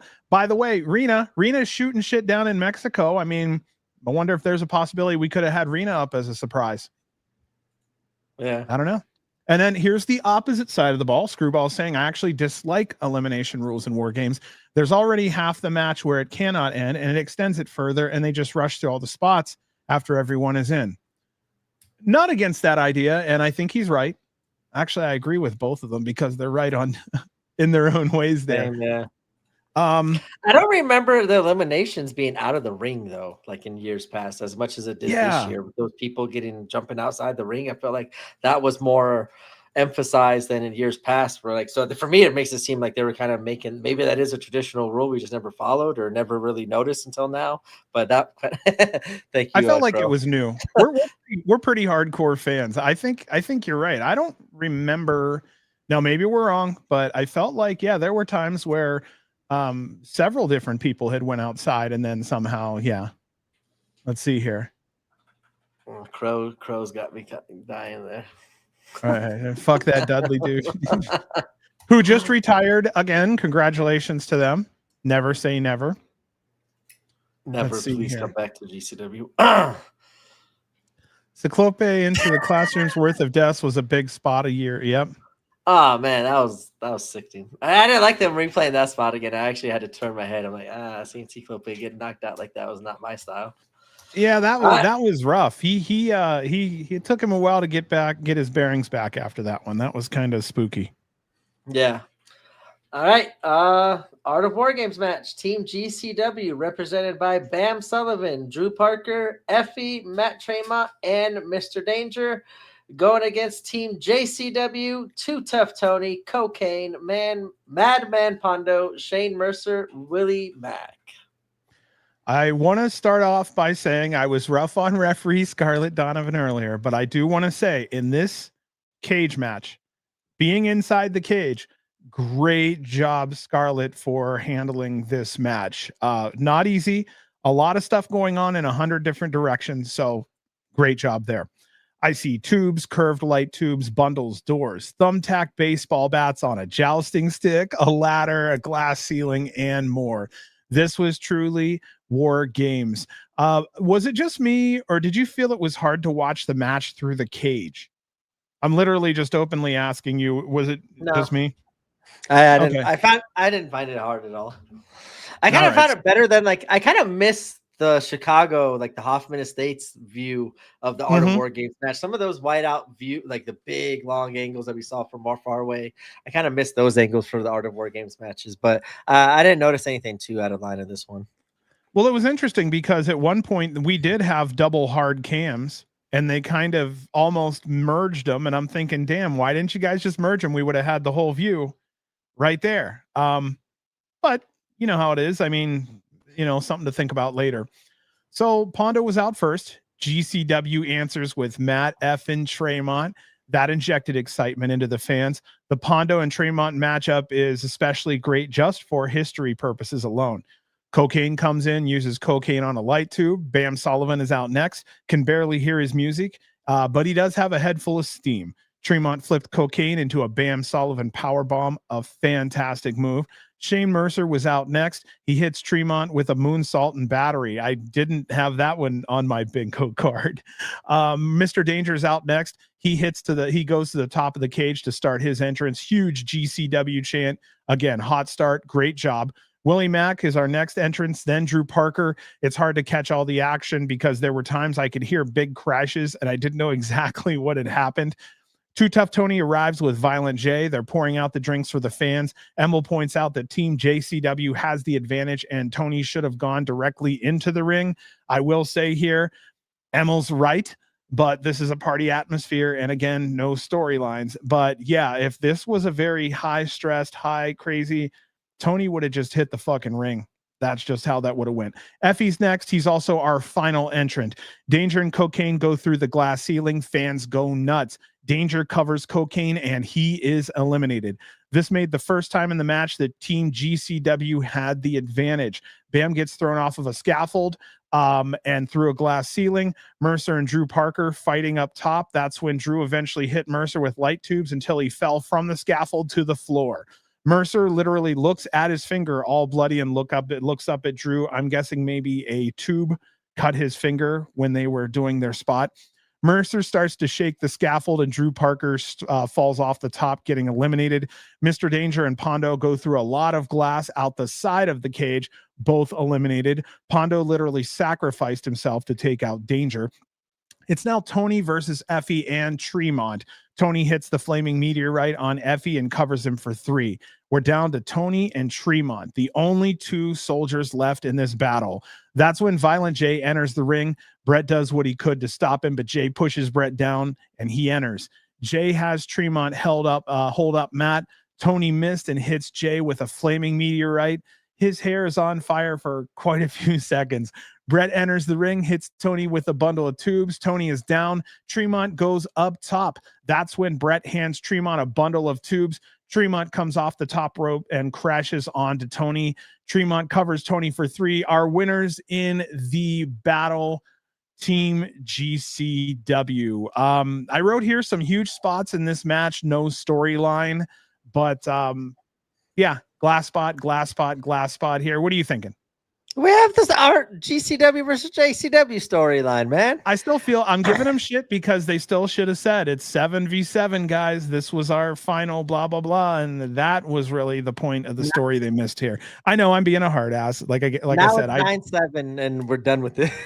Yeah, it's 9-7, guys. Go home. It's all right. Yeah, I mean, I feel we did the experiment. I know. See, everybody's going to be mad at me. I should just throw shit in every now and then just to have people get upset with me during my review. I won't really say much. The match, I think the addition of the glass ceiling added to what you said. It did feel like Art of War Games match. That was my biggest concern going into this match. I'm like, how are they going to get ultraviolet? This is not going to feel like a traditional Art of War Games match. I feel like everybody's letting me have it. Right. I get it. Maybe I slipped on that one. So sorry, guys. Yeah, but what was I saying here? I forgot what I was saying. But so sorry, I enjoyed JCW. I'm still getting hammered. I enjoyed JCW stepping up and actually delivering all the big spots and kind of making all the Art of War Games match feel like it. It felt kind of like the very first one, like a lot of crazy planned spots and a lot of high spots. And I don't feel like it was out of place. I feel like I feel like how Screwball you said earlier about the Scramble match. I kind of didn't have high expectations going into the Art of War Games, but I left saying, "Brav fucking vo!" Like this is the way to end it. Like I wish it ended back at the showdown back then at the Gathering of the Juggalos. I wish it would have ended then, but I think this was a really good ending. The Cocaine had a crazy spot with Mr. Danger. Like Danger almost landed on him on top of the crazy landing. Cocaine had to take like the JCW guys took a bunch of crazy spots and Willie Mack in there being crazy. Shane Mercer, doing the moonsault battery to Tremont was totally not expected. For me, this is what I was kind of saying. Bam Sullivan delivered, had an awesome one. I just feel like this is a spot where I would have thrown Dr. Redacted in there. I think he just kind of, while Bam Sullivan did have a lot of meaning and storyline and back reason to be in this match, I feel like so did Dr. Redacted and some, like, I don't know, like who I would have taken out. I feel like Effy, like, for me, a big talking point is you don't have Effy as the last person representing GCW. You have Matt Tremont, and I think that's kind of says a lot of Matt Tremont's run as the Ultraviolent Championship compared to Effy's run as World Championship. Like Effy kind of started off hot and had a lot of momentum. Tremont was kind of still finding his footing as UV champion, but now in the back like 4 or 5 months, Tremont's been the one main eventing shows and having matches of the nights. And I know Effy is hurt and injured, and that's having a lot of effect and everything. But for me, I kind of felt like that said a lot of Tremont. It feels like now GCW is Tremont's. the king. He's the new king of GCW, and I think he's definitely earned it here. And I left very happy with this match overall. And yeah, Redacted was working in LA, and we can confirm Redacted was stuck in LA. Redacted, I'm so sorry, man. If I'm just saying beforehand, I still would have been him instead of. Yeah, I just, well, I'm not saying he's earned it. I'm just saying he's a fan favorite and would have been a fantastic representative, especially in a match that's this is Redacted's forte, would be this weapons heavy style match. And I feel like being the fan favorite, he's earned it. Yeah, that was my kind of thing too. Being the giant fan favorite, AC, man, he might have been the one that came out. Everyone talked about during this matchup. Mr. Danger stepped up. Great job by him. Crazy spots. He got bloody as hell. Ain't nobody going to. I think that conversation's dead and over with here. But he killed it there with all his spots. I really thought that spot was super. Like, I think it might have been on accident, but maybe a happy accident. The Mercer spot with Drew Parker. Mercer kind of falling off. I feel like maybe there was a moonsault battery coming off the top with Parker into everything, but I don't know. Like, I don't know what they were planning on, but I enjoyed it. It showed off Mercer's strength more than I think any move would have done up top of there. Thank you. And then that was for me. That was a highlight of the fucking weekend. Highlight of the feud. Fucking Violent J's hair getting caught on fire was perfect poetic justice to this whole feud. And boom, it happened to him out of everybody. That fucking made me die laughing. And I was like, bravo, that like end this feud, end the Art of War games. I loved it. But no, everyone, I just want to quickly shout out. Bam Sullivan's going to be the one I know might hate me now after this podcast, like a harsh word. Not hate. No, this you have a preference. Beastman. But Bam is up there. His promos, I think he did like a promo beforehand, before this match, or like going into it, but he had a very strong promo that I'm like, God, yeah, he kind of won me over here. Everybody in GCW, me included, count him out. We don't think he's a GCW guy. Why is he representing? And he's going to show us why and how he is representing Team GCW. And he's going to win us over. He is on his way. And Art of War Games was a tremendous job. You did a fantastic job, Bam. Like, you're winning me over here. And I'm going to, in a month, have the same apology speech I just gave to Husk over here. Keep it going, though, Bam. That was awesome. As you said, for my preference for this match would have been Dr. Redacted, but that's not a knock on Bam. Also, by everybody's opinion, we can be wrong all the time and we can have unpopular opinions constantly. We just shake it off. I don't know if you've ever noticed, but in 3 years, you've never seen me and be like added over each other about a damn thing. Really. I mean, it's just fun to talk back and forth about it. And we have, dude, come on. Like once a month, I say some shit that B's like, oh, John, you know, and that's okay. You know what I mean? He's very patient with me. Turn the camera off so that way you don't see my reactions. Oh, wait, my mic's still on. That son of a, it's still on. Yeah. You're very patient with me. So I appreciate that. No, Bam was awesome. Like I said, I want to see him get more opportunities, and I hope they build off of this. Like, I feel like that's what kind of like a lot of these like wrestlers, they get hot, and then like boom, the momentum just drops off. I want to I know I'm a big picky on this wins and losses, but for me it matters. And Bam, I definitely want to see him being built to being a TOS star and breakout star next year as well. I think he's one of those names. But yeah, Mr. Danger, as the Roach, you said, where's all the hating talk? Sweet tooth. The hating talk is gone for sure. Sweet tooth. Sweet tooth. That was good. That made me die. I was so I was like, oh my God, is he really on fire? And great. Couldn't happen to a better man. No, shout out JCW. Real again. Bravo. Way to end it. They stepped up and delivered. I think they had more pressure on like them going into this match to perform well and to live up to GCW's Art of War Games expectations than some of the names we had. I think all the names that we had, we kind of knew were going to go out, show up, but I feel definitely the JCW team definitely did the same as well. And I enjoyed the crazy chaos at the end and the storytelling with Brett and Violent J. It was fun. It was a great way to end it. And I'm glad it's over with, and it ended way better than I anticipated for sure. I just want to echo for the fact that we've been invested for over a year with it. Thank you, JCW. You were a fantastic dancing partner, and we're happy that we did it. As fans, we're happy that you were here. I hope. I know we've talked about some things a long time ago, like what we hope we pull from them, especially on that JCW Lunacy show. I hope we do more of these opening vignettes and these backstage vignettes and these videos and these promos and these behind the scenes promo. Like, I enjoyed a lot of what they provided presentationally to the programming, and I hope we are able to take a lot from them from this experience. We'd love to do some backstage segments by all means. Me or B could do pre-tapes all day long. Right. We could have it to a point to where you'd have something to feed between every fucking match. We'd be like Ring of Honor. We'll take 4 weeks of show in the UCC. 4 months of show. Let me pick something real quick, because we're talking a lot about Bear and we're talking about Redacted. One thing that gets on my nerves, and this is just, there's no Bear and no Redacted at GCW in LA. Of all shows to not have Bear and Redacted, they're going to be working somewhere else. They're going to be in Boston at NHB. And I'm like, God damn it. I was really looking forward to seeing both of them and sitting down and talking with them for a while. They're both ones that would love to come on the podcast when we shoot the pre-show. Like, damn, I'm going to miss them. They're my favorites. So I just want to get that off my chest. It's been on my mind for a while because I was really looking forward to seeing both of them next time.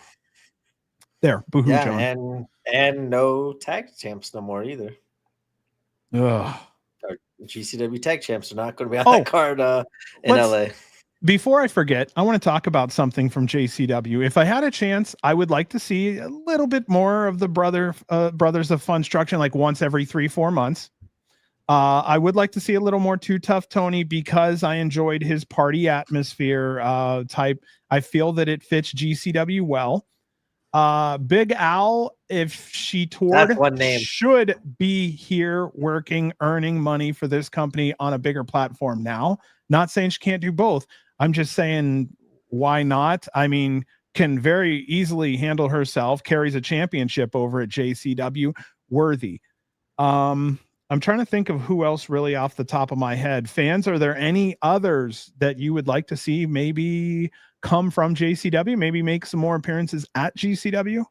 I was hoping you say Big Al too, because I think she was one I really hoping maybe she'd have like a kind of a big crazy spot in this match, you know, kind of like even though she's not involved, like get herself involved and make a statement during this match, even if like it's being used during the Shane Mercer some sort of move. Like I think she has a lot of charisma and a lot of characters. So she's going to fit in just well in GCW wherever she goes. And we're seeing here Big Al's working TJPW in Japan. So I learned something. Yeah. Interesting. All right. That ends Fight Club Night 1. And let's move on to Night 2 from the same exact building, the terminal that we were in the night before. Just asking, should we take a break? Or are you good to go? You feeling good? Yeah, I could take a quick little break if you need to. I just figured it wouldn't hurt just to make it a little in betweeny. And then, I mean, if everybody can, we're just going to take a little 3-minute cookie break and we'll be right back here in a second. And let's roll.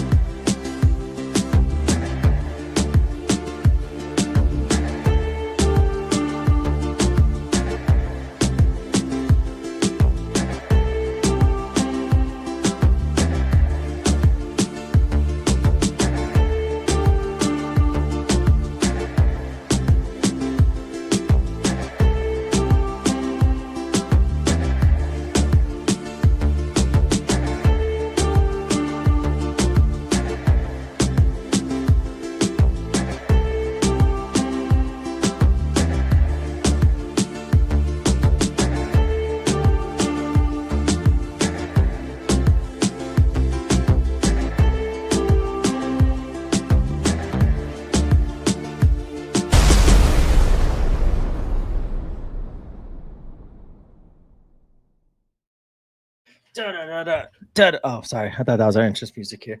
All right. So Fight Club night 2 at the terminal. As Manny says, Emil, I'm in the terminal. I'm the one that says cookie. Sorry. All right. Yeah. The show opens again, more hard cam issues. This time it's bright, then dark, then out of focus. Ringside cams look great. On this night, I felt like there was a concerted effort to put over younger talent. This was the younger talent showcase night. I'm not against seeing that more, especially on a Sunday show, since it's more of a laid back, lazy show. If the crowds aren't going to be as big, why not try a couple fresher talents out? Because as we had seen here throughout this show, it worked.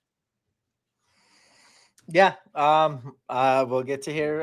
I'll talk about it later. Six-way scramble. Austin Luke, Blackjack Mac, Devious Cass, Rulo, Sal, Mistretta, and Zach Thomas.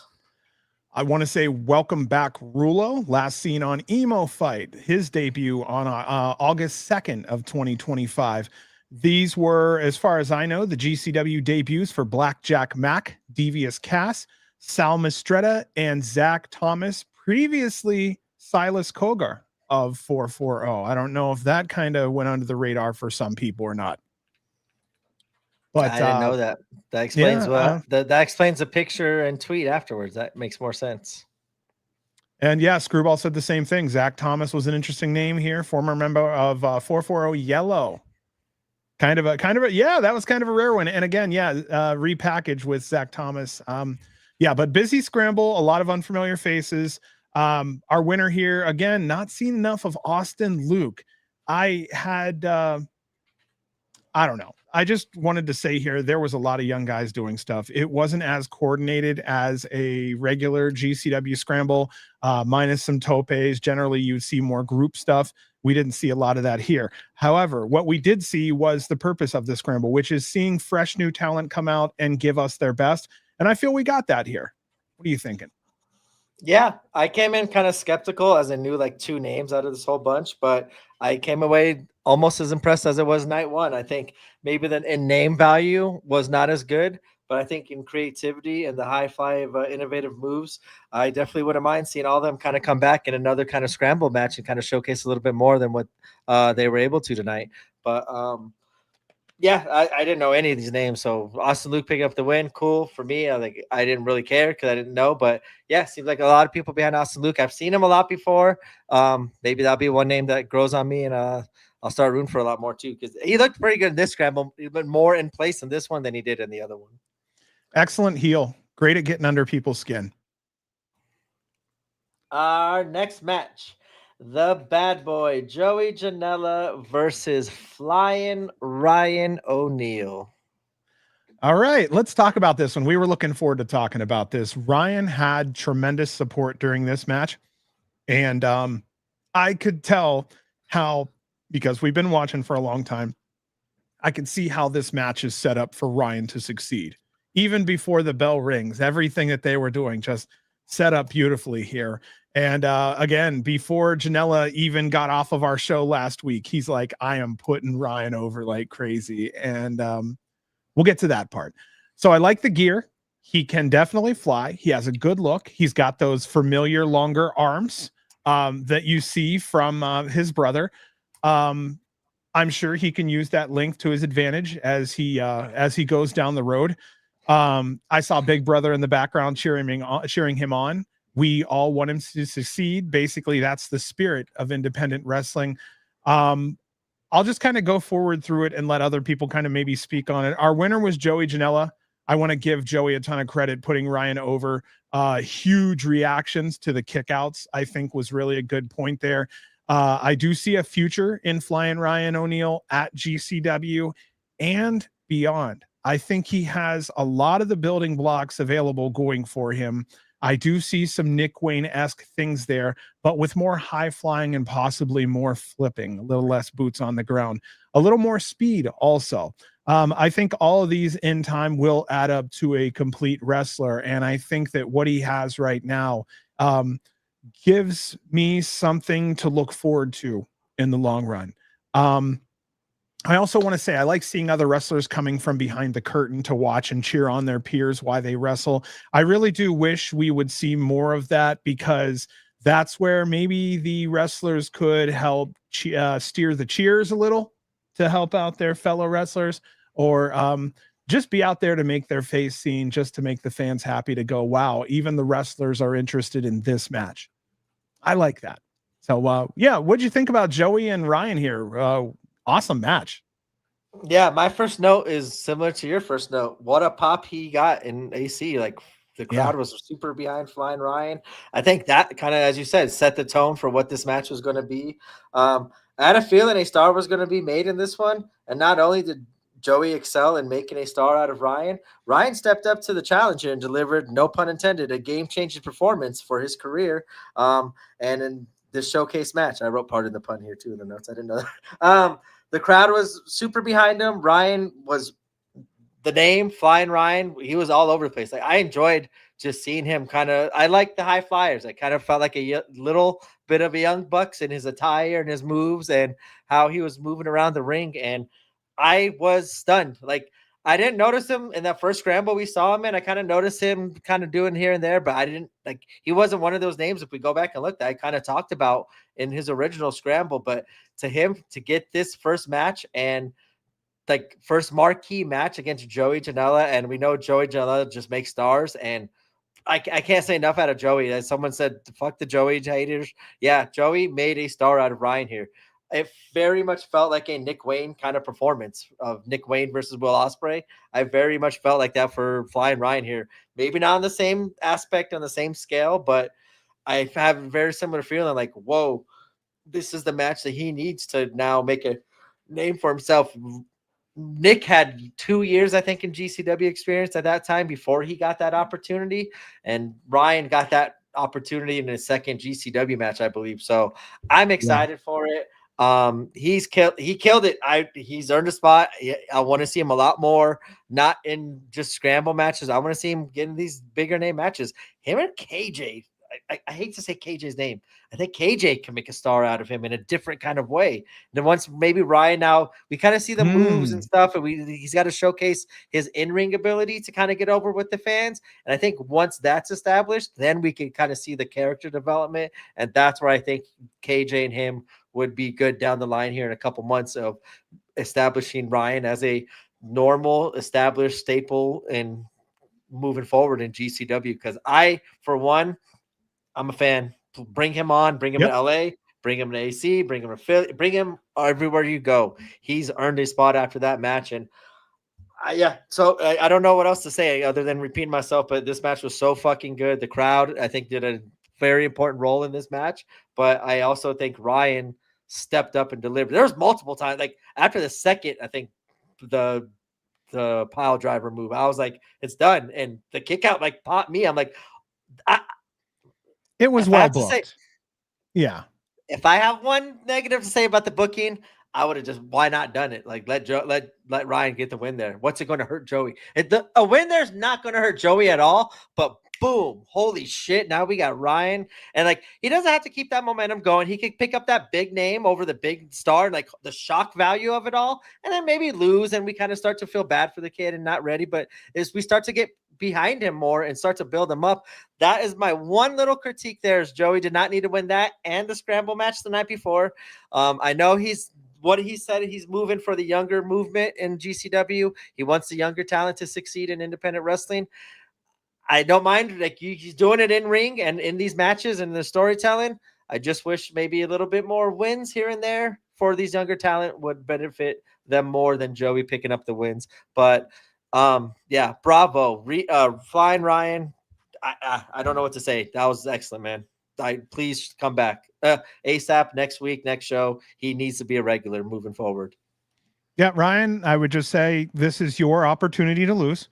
Keep your head on straight, listen to your peers, stay fixed on a goal, and the GCW fan base will be here to support you. I guess that would be the message for, I'd say, most of the wrestlers that come through. Just keep your head on straight. This opportunity is yours to lose. Brett gives you the stage. We are the fan base that is constantly pushing you, hoping to get you over. Just keep your head straight and do it. And It's sad to see it go, but God, we would love to see you succeed. All of you. Yeah, from like the song at the beginning before they even locked up, like he's flying Ryan, and then like to the AC crowd booing Joey, and Joey just being, what the fuck? Like we haven't even started yet. What the hell? Like I loved it, man. That was a good vibe. AC crowd, you stepped up for being a smaller crowd on night 2, but the energy was not low for that one, and it was awesome. Oh my God, please. Yes, and yes. That I didn't even think about that. Wow. Yes, please, for sure.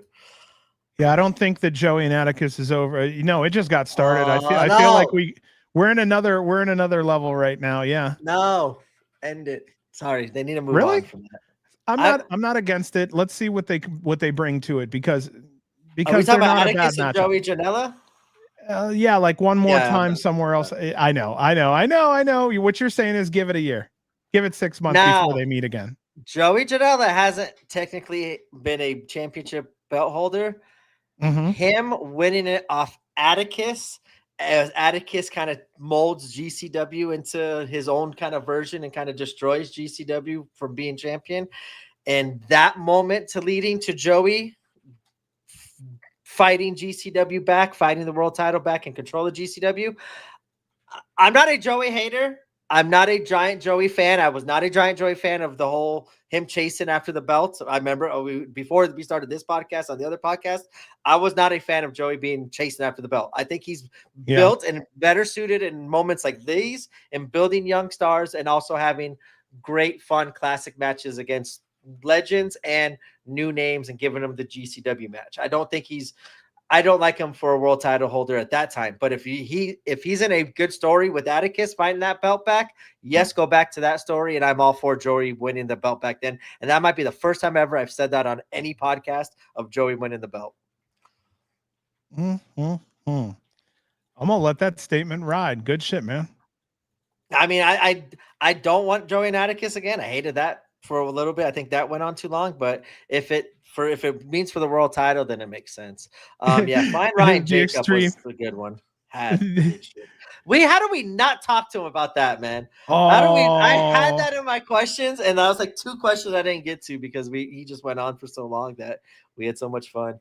I need to be manager of Vandal 48. Calm down. Manager. I don't need to. They're good on that. Stanley's good. Stanley's got his own thing. But I mean, that's how I would kind of book it for Joey. For me to that's the most interesting way for Joey to get the belt back that gets me interested. And I'm a very hard person to win over for Joey winning the title belt. I wish we had something going on with that Megan cash in. That would be good. Would have been nice to see it in LA. A Megan cash in LA would have been kind of different. Does Joey need a haircut? Oh my goodness. Wouldn't that be crazy? Beautiful bad boy, long, luscious golden locks, and put that up for the belt. Right there. Oh, Ryan, man. No, thank you, man. You killed it. I hope you heard all the words. If not, go back and listen. I tried. I repeated myself a lot, but man, as you said, you earned it. You killed it. That was a star-making performance, man. Awesome job, Flying Ryan. Sorry, I don't know. Yeah, I think you and Joey did a damn good job there. And then fan base, wrestlers are behind you. I think that you couldn't have asked for a better outing on that. Yep, hell of an outing.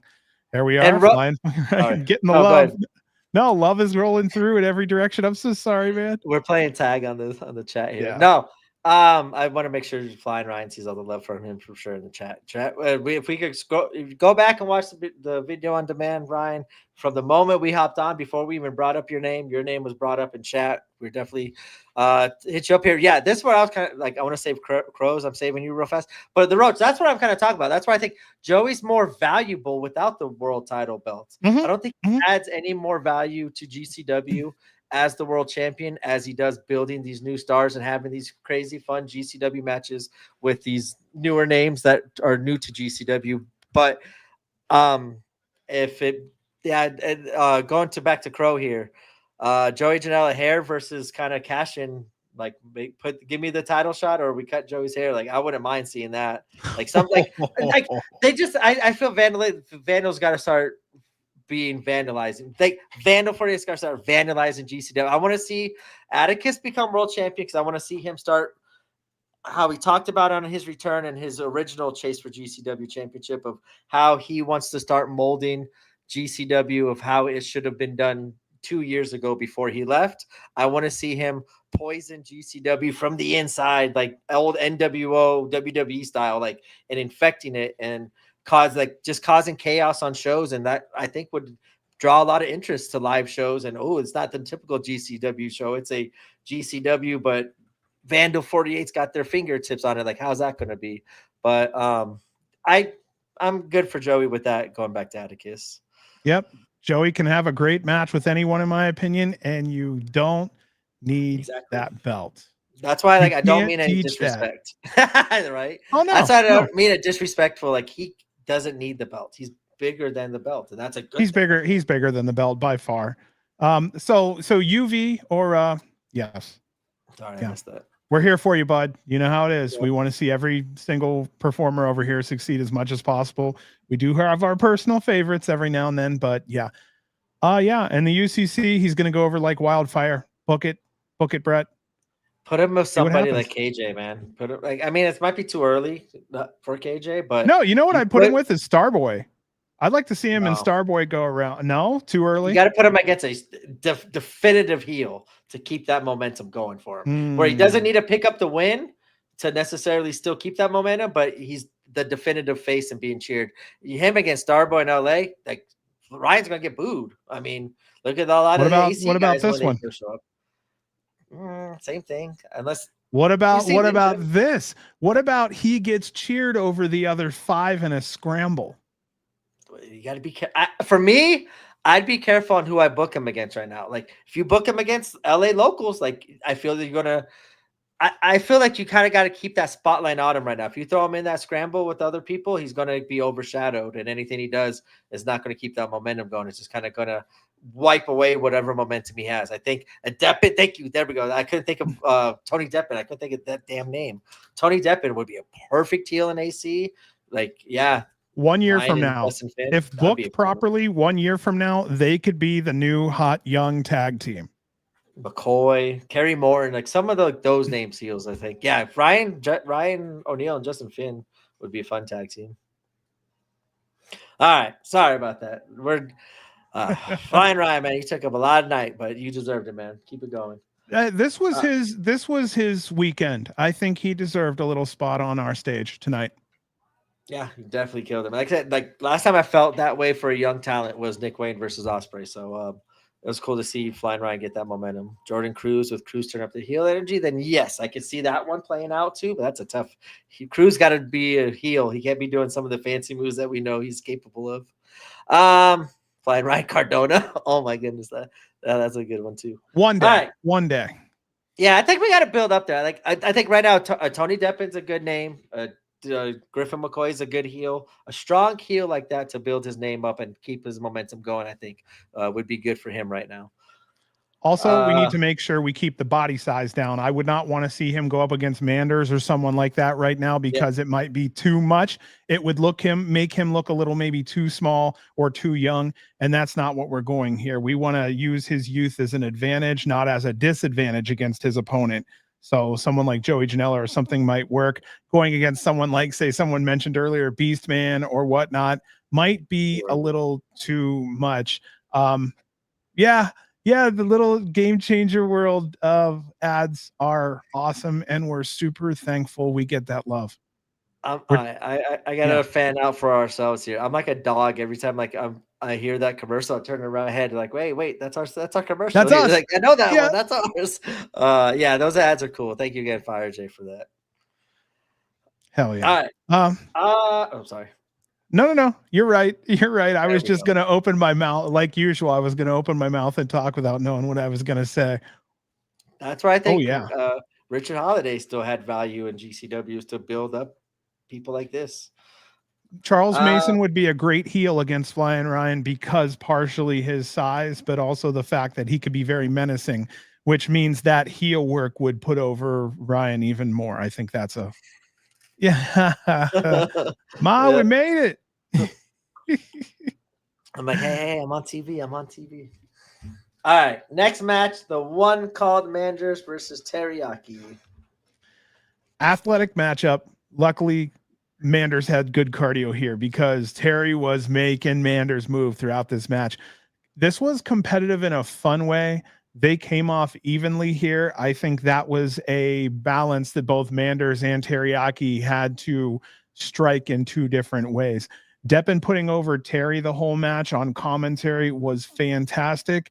My notes are very short and they don't do justice to how good this match was, but this was like the cherry on the sundae for Teriyaki because I feel like he knocked both doubleheaders out of the park this weekend, and or he knocked his doubleheader out of the park this weekend. And if I were him, I feel like I would sleep better after this weekend when it comes to his position at GCW with the fans and popularity overall.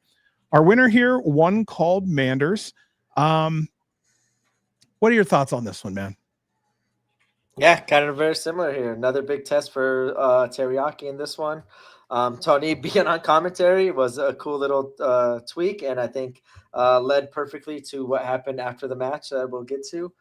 Manders, once again, with another strong performance and a great weekend, showing his versatility, going from Beastman, brawling with Beastman, to this in-ring match with Teriyaki with a high flyer, and someone has innovated with him. It shows how much Manders has improved in the ring and able to showcase his skills, not just in matches that pertain to him, but matches that lead and show his versatility here. Teriyaki with strong performances against GCW staples, and I think he knocked it out of the park in each one. And at the end here, yeah, asshole Tony kicking Teriyaki in the balls hopefully will lead to a feud here. Agree 100%. That is look at this Manders with those chops. Ouch. Yeah, oh yeah. That second one that just dropped Teriyaki, I was like, oh, like he even warned, like, sorry, man, and then bop. Top team for Young Dumb and Price right now for sure. Also, yeah, I like Manders' great work ethic. Again, remember SGC broke up. We're like, oh shit, we know Mans has a pretty good position. We felt that Justice had a good trajectory, and we're like, well, we hope Manders finds himself. And then here we are. Manders is the fucking man, and I couldn't have happened to a nicer guy. Shoot straight down the middle. I like the guy. And he did it outside of GCW. Like, I think that's the most impressive part. He made a name for himself and improved him over and got himself over so much over the UK and Europe and all the times he's gone over there. And every time he's come back, it just, his performances has grown. And yeah, it's been awesome. Like, those are one of those people that we're talking about. Flying Ryans, hopefully one of the next ones, but we've seen it, the proof in the pudding with Manders. Hard work pays off. And I think for me, the big turning point was when Manders stepped up and that whole debacle was happening in that scramble match when I forgot what legend kind of said something inappropriate. He kind of grabbed the microphone and that was leadership. Manders like, like we ain't doing this shit. Like from then on, like Manders, I've been on Manders' bandwagon, but not only just like professionally in that way of how he acted as a leader, but how he's grown as a wrestler overseas and building, like, to bring a UK style of like wrestling, like his style works over there way better than it does over here in the United States. But to see him kind of get that style over here, it's awesome. It's cool. I'll be fair. His style would work great in AEW or WWE if they would put him there. What you're saying is that if you compare Germany style to indie style, Germany style is much more classic, a lot more cleaned up than the wrestling style that we have on the indie scene. You're 100% right. Basically, his style fits a TV style of wrestling. He's anytime. For me, right I feel like anytime, and it's a real cowboy, not one of those TV cowboys.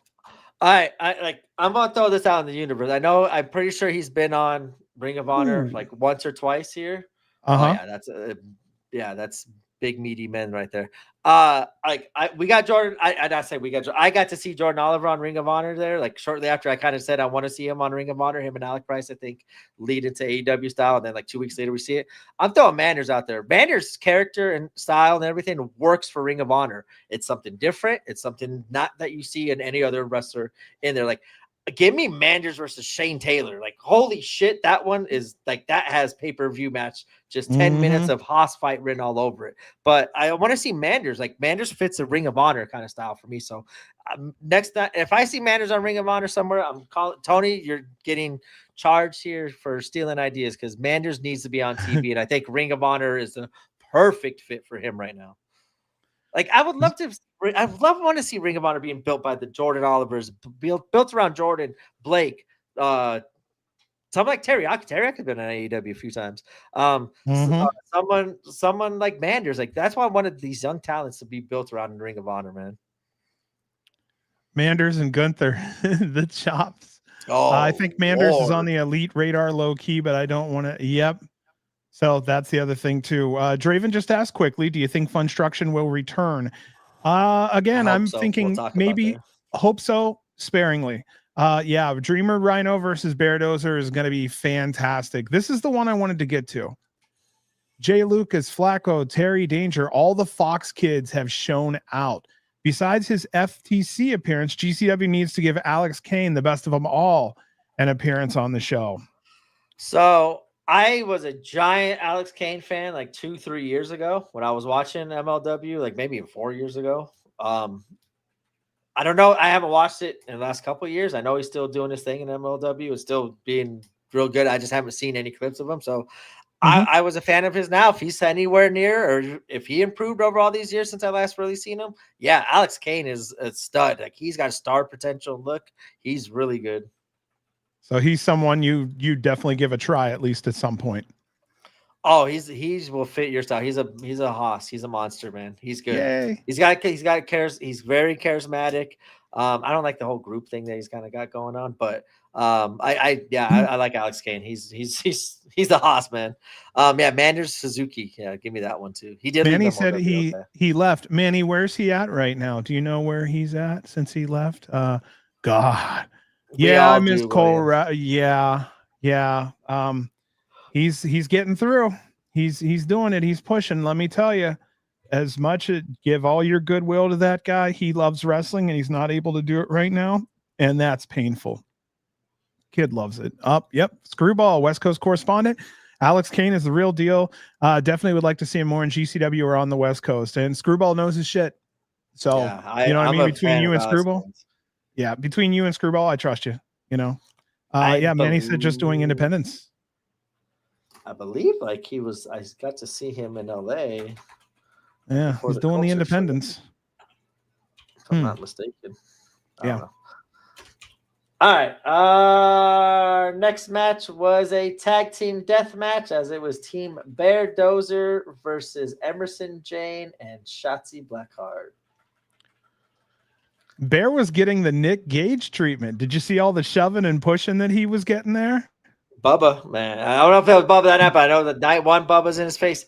Bear, like, he feeds off of it.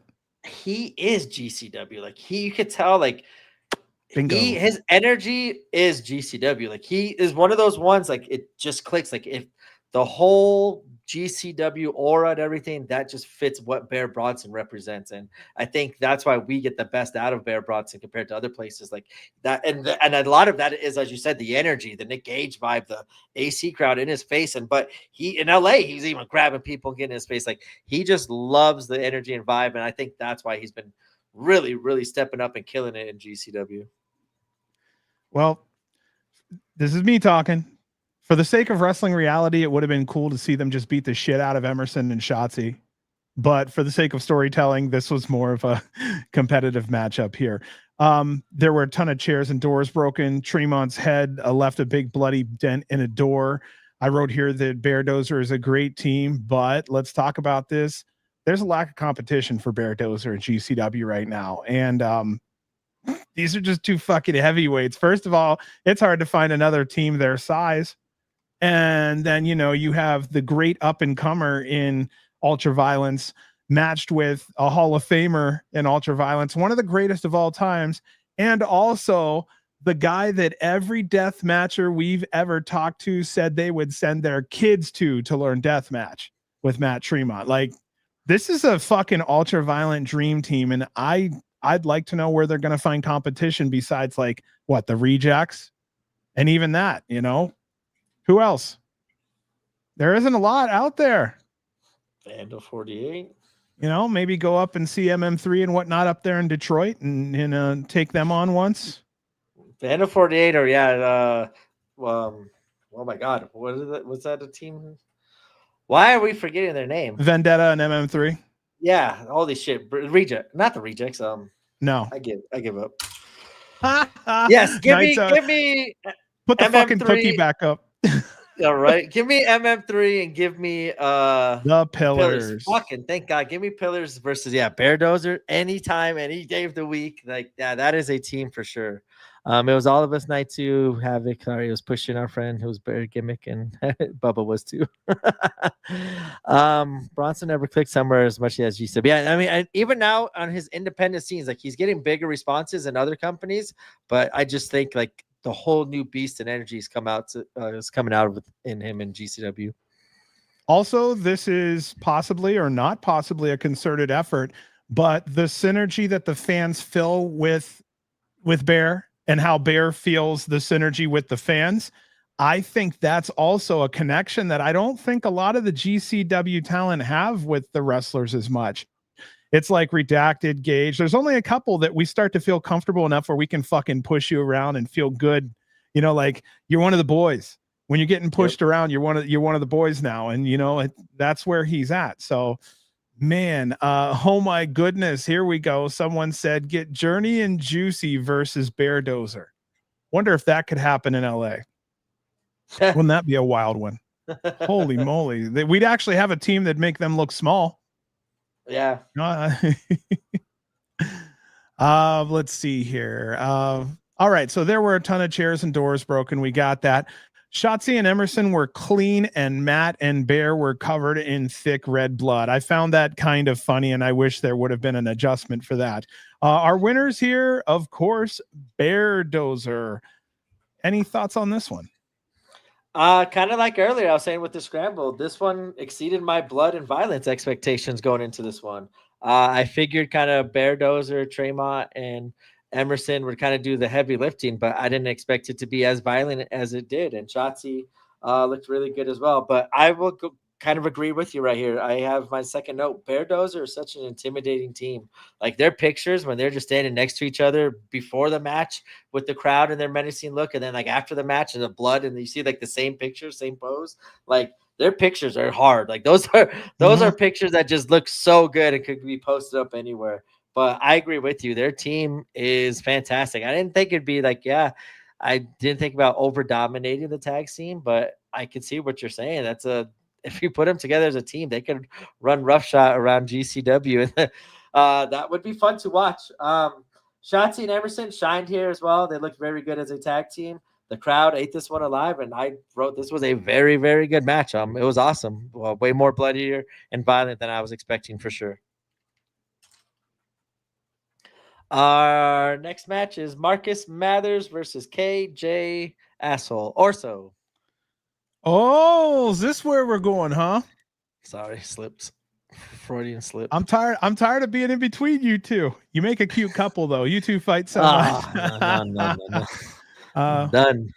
Just wanted to put this on here real quick. Shotzi didn't have that cast either. I didn't realize that. It just went right over. I didn't realize that either. Yeah. Yeah. Bruno said he agrees. it's yeah. I won't even say it. I fear KJ. So at minimum, I said, at minimum, why isn't KJ in the WWID program? I'm wondering maybe it's because he has TV experience previously, but I'm just saying why isn't he picked up by a major company and in development right now is beyond me. He's a complete wrestler. What's up? I'd put him back in Ring of Honor as KJ Orso. If only. As a heel character in Ring of Honor, I think he would be really, really good. And like I feel like his creativity in the ring and the usage and the freedom that AEW and Ring of Honor give you compared to WWE, I think it lends itself more to that way. But I absolutely see his character fitting into kind of like NXT. Like NXT, he would fit really good too. And ID program is kind of dead now too at the moment. Probably wasn't like that when we wrote these notes though. A couple days ago. No. And I wanted to get to that, and I don't have it marked in here anymore, but there was some folks that were talking about Zeta Steel. Yeah, Zeta should have had that from the beginning. She should have had the championship from the beginning. She should have worked it on House of Glory, GCW, like some of the more major indies.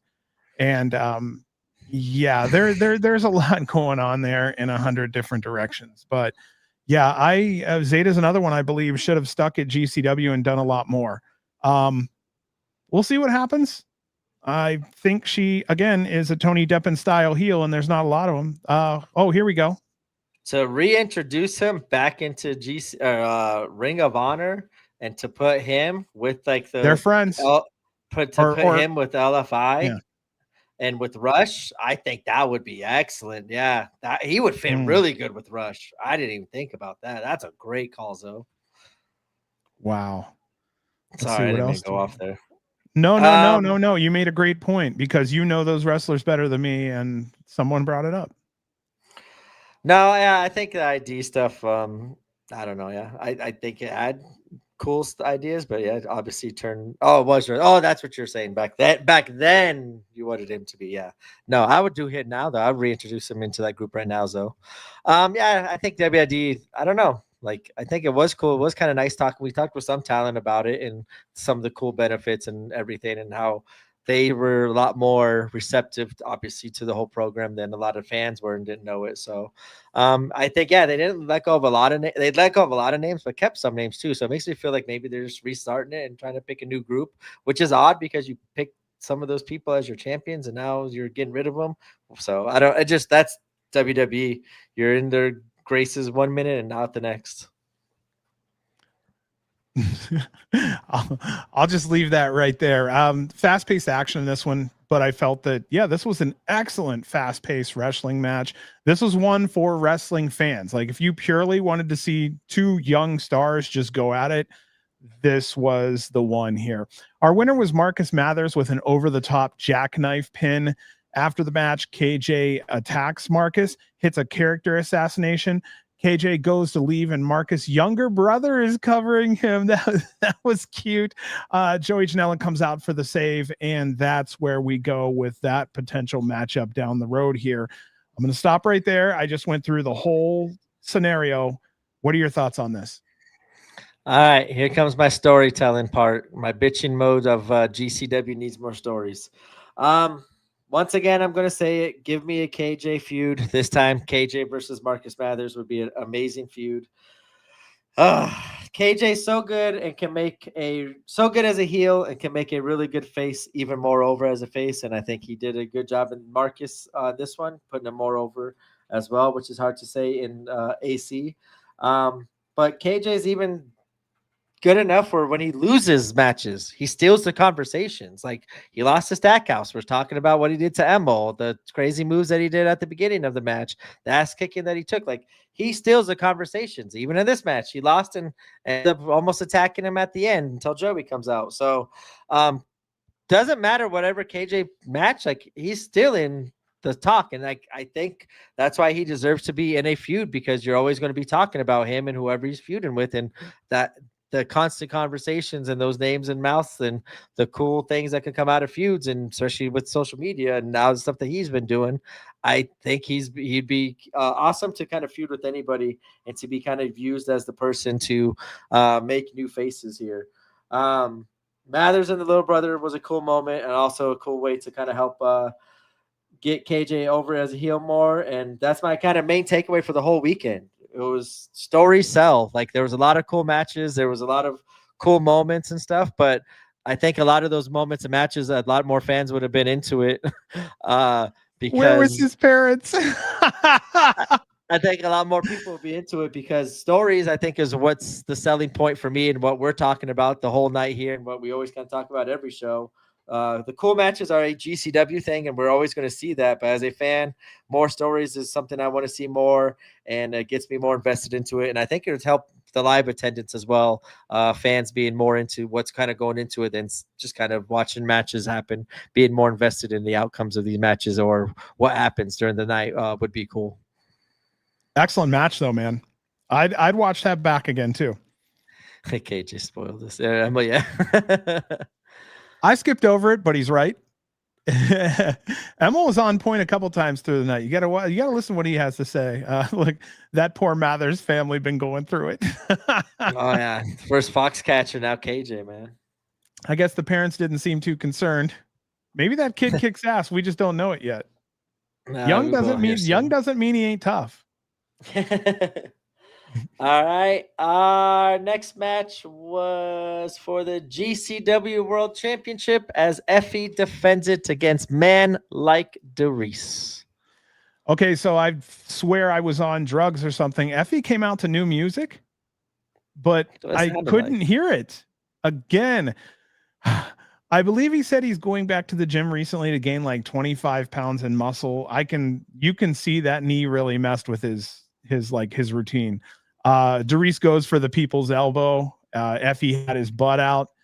Maybe because it was Sunday, but the fans were kind of politely watching this match. And I almost thought, like every now and then the fans need a breather, and this may or may not have been the one. I don't know. Something has been off, and I don't know what it is. And that's coming from a fan of both Effy and man like Dereiss. Just didn't seem like the kind of match I was hoping to see. Our winner here was Effy, and still the GCW World Champion. I believe this is like his 37th or 36th straight title defense. Fantastic. What are you thinking? You got that smile. Very similar thoughts here. But here's my notes here. Piggybacking off my previous thought, I think a little build in this match would have had me more invested. Especially of the thought of man like Dereiss possibly becoming a world champion and finally getting, I think this is his first world title shot. I just feel like these title shots are nothing. Like, okay, it's cool. You get a title shot. There's no build to it. And for me, that takes the kind of the fun out of it, as I already know the outcome of the match. So my investment is drained right away. And I'm piggybacking off you. I have this in my notes. I love a man like Dereiss and Effy.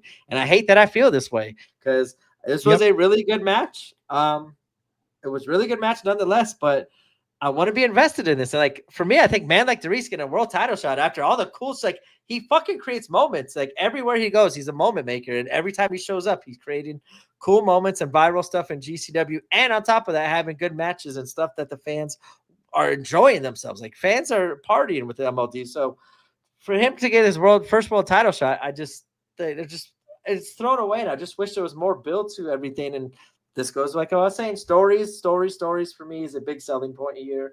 I'm really wondering what's going to happen with this world title. Like after this weekend, I thought maybe something would happen this weekend. Something would happen at homecoming. Something would happen at the first homecoming.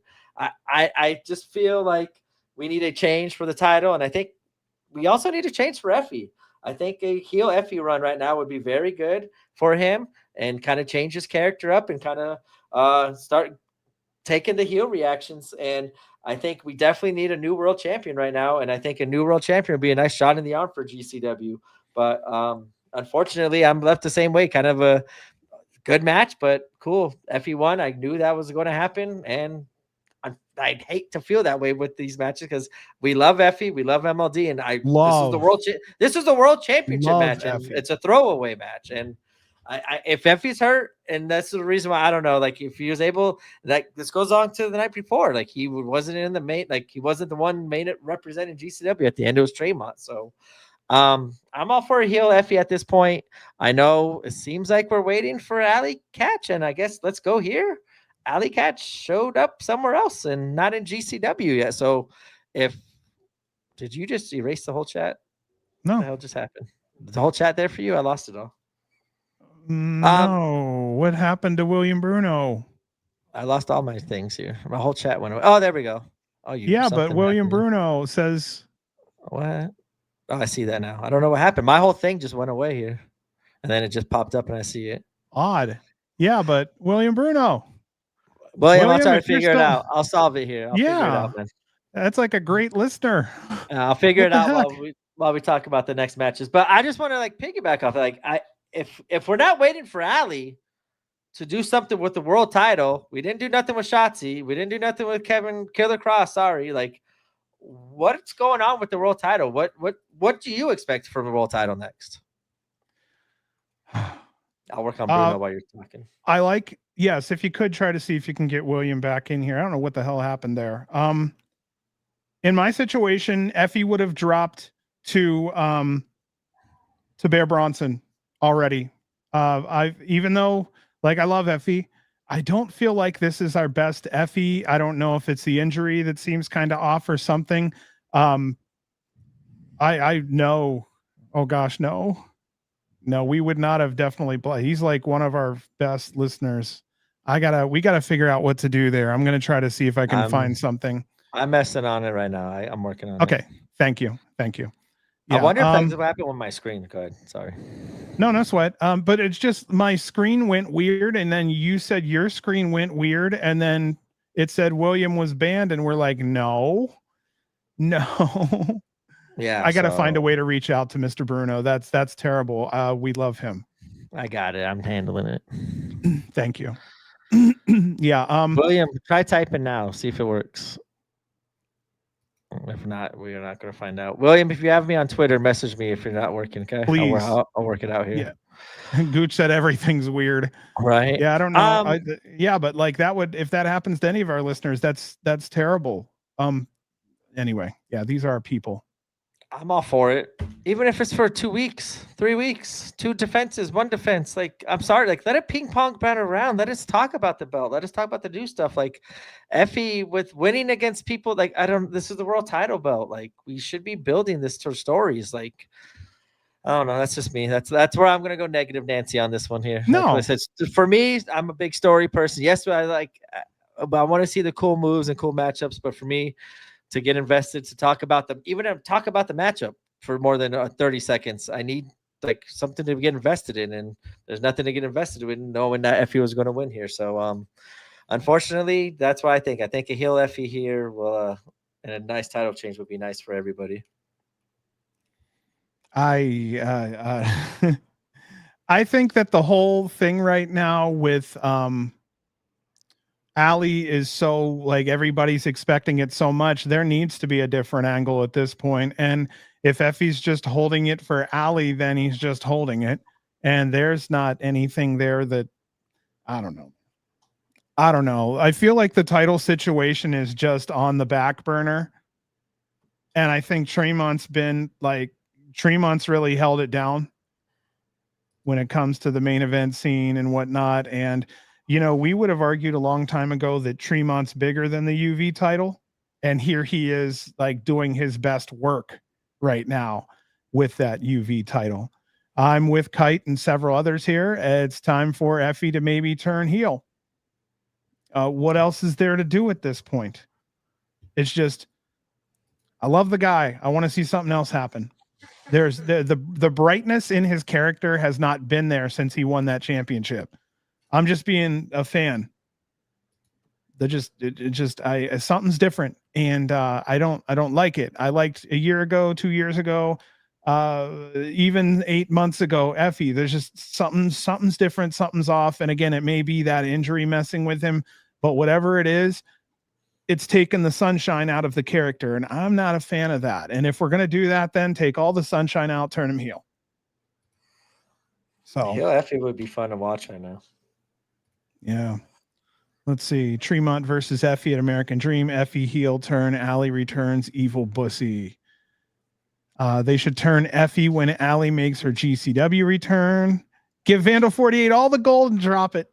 When is that? Like, but that's what I'm saying. Like, are we going to sit here and wait for an Allie return? Like, she already returned somewhere else. Like, I don't want to. Well, that's what. So that's what fucks it up. What's the surprise when we know she was at this company and that company all weekend? Like, there goes that. You know, so why not strike gold then? GCW should have been the first fucking company to have had her debut back. I don't know. Fuck yeah, I never thought about that, guy. It's Taco Tuesday. There's 2 good things that happen on this day. Taco Tuesday and sometimes we're good. Oh, man. Yeah, so after that, we have a high energy, fueled and fun to watch promo from YDNP.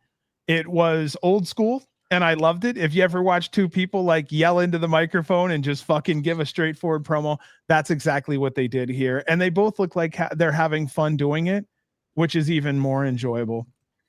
Let's see here. Shotzi and Effy as a tag team. Is that possible? Yes. I think that that's very much a possible thing. Let's see here. Real fast, going back to that promo, we gave Jordan a lot of shit when he came back with all that energy and WWID and everything.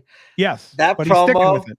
That fucking promo ruled though. Like that promo needed that energy. It called for that energy, and I loved it. And I love the commentary saying like that's how they are all the time. They're not playing like this. This is how they are. And if Jordan is out crazy and Alec, Jordan's on something else right now because we know Alec is crazy beforehand. So it's been fun to kind of watch that kind of, as William's you said, back. Keep on going.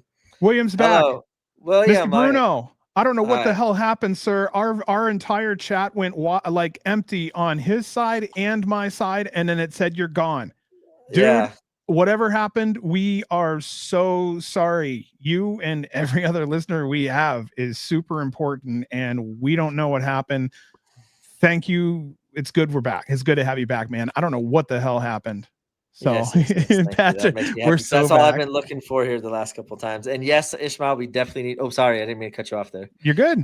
We definitely need more backstage promos. That's one thing. If we take away from JCW, give us more of that. Actually, that got me more hyped for this match. I was like, yes, like this is the night they're gonna come out. They're gonna win. Like I got more into this tag match than I would have originally here. So then. Funstruction come out in these evil masks. YDNP run out hot. We started hot. Then the bell rang. Lots of weapons, ladders, chairs, doors, a trash can, and a huge box. We even had a chicken fight in this one. This was a drag out kind of match. It's really funny, but the Brothers of Funstruction YDNP matches have had a grudge-like kind of feeling to them. I've really enjoyed. All that matters here was that number one, this was a GCW rules match. I still don't know what the hell that meant, but our winner in this one and new GCW tag team champions, Young, Dumb, and Price, also known as the Busta and the Brain. It's so nice to have the titles back on GCW TV. GCW rules means there are no rules. Yeah, no, I thought it was a good match. I don't want to poo-poo Brothers in Funstruction either. They have definitely won me over. Everything they have done, justice for Bruno. Everything they have done throughout their whole time in this feud has been fun and interesting and unique to what JCW does. But like they're just good character wrestlers. Like they don't need to do the flippy shit and blah blah blah. Like they're just so creative and unique to make each match feel different. And yes, please bring Brothers of Funstruction back to GCW. They were awesome, but I do have to echo the sentiment. Thank God the belts are back onto Alec Price and Jordan Oliver, and we are done on with this TV. stuff.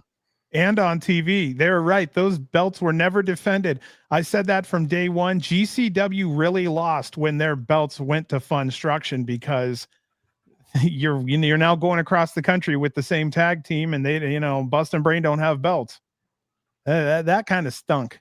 I'm happy that got figured out quickly. Yeah, I'm the same. Los ice creams.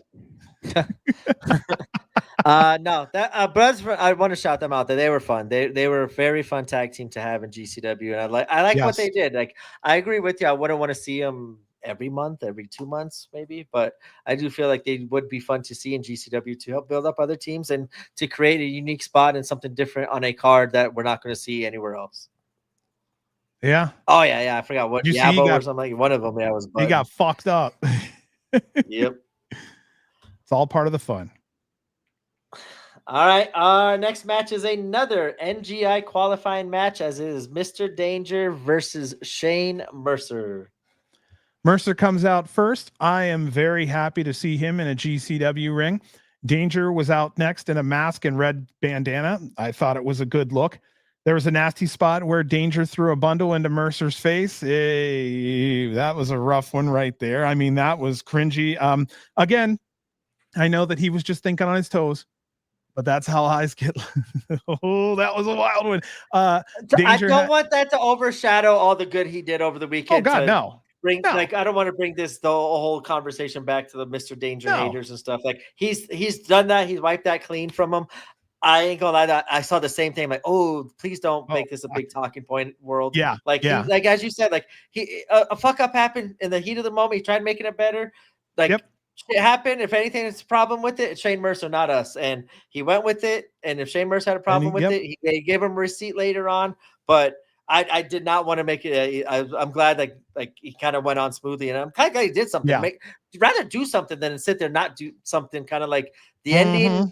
The end, that's where I want to say the ending does get me there a little bit. I'm like, I wish you would have done a little bit more something there too, to kind of complete that point that I was making just now.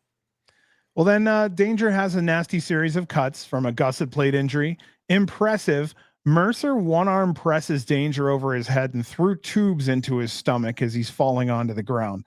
Mercer with another amazing move, a gory special with his metal whip across Danger's neck, and then he starts to saw it across his neck.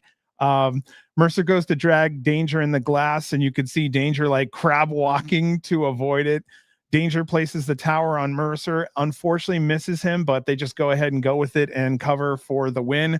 Our winner here, Mr. Danger. I put that there were a ton of bright spots. There were just a couple misses. Misses happen every now and then. Danger moves forward, and I don't hate it. I feel that he's working his ass off. Mercer puts over Danger as the future of GCW and Deathmatch. And I had to say that was also really interesting to see even Mercer getting on the microphone to say something. So kudos on this match. Yeah, heading into NGIX, our winner, Mr. Danger. Yeah, I'm glad he won, but also like, damn, Shane Mercer's so good. But I know we talk about him all the time and how versatile he is and like underappreciated he is. Frankie, what's up, man? What's up? I feel like after the end of that match, I'm like, I hope Shane Mercer finds a way into NGI. Like, he feels like one that just could do so much unique stuff with his moveset and everything. And like that, he's probably getting whatever. What was the name of the weapon that he has? You said?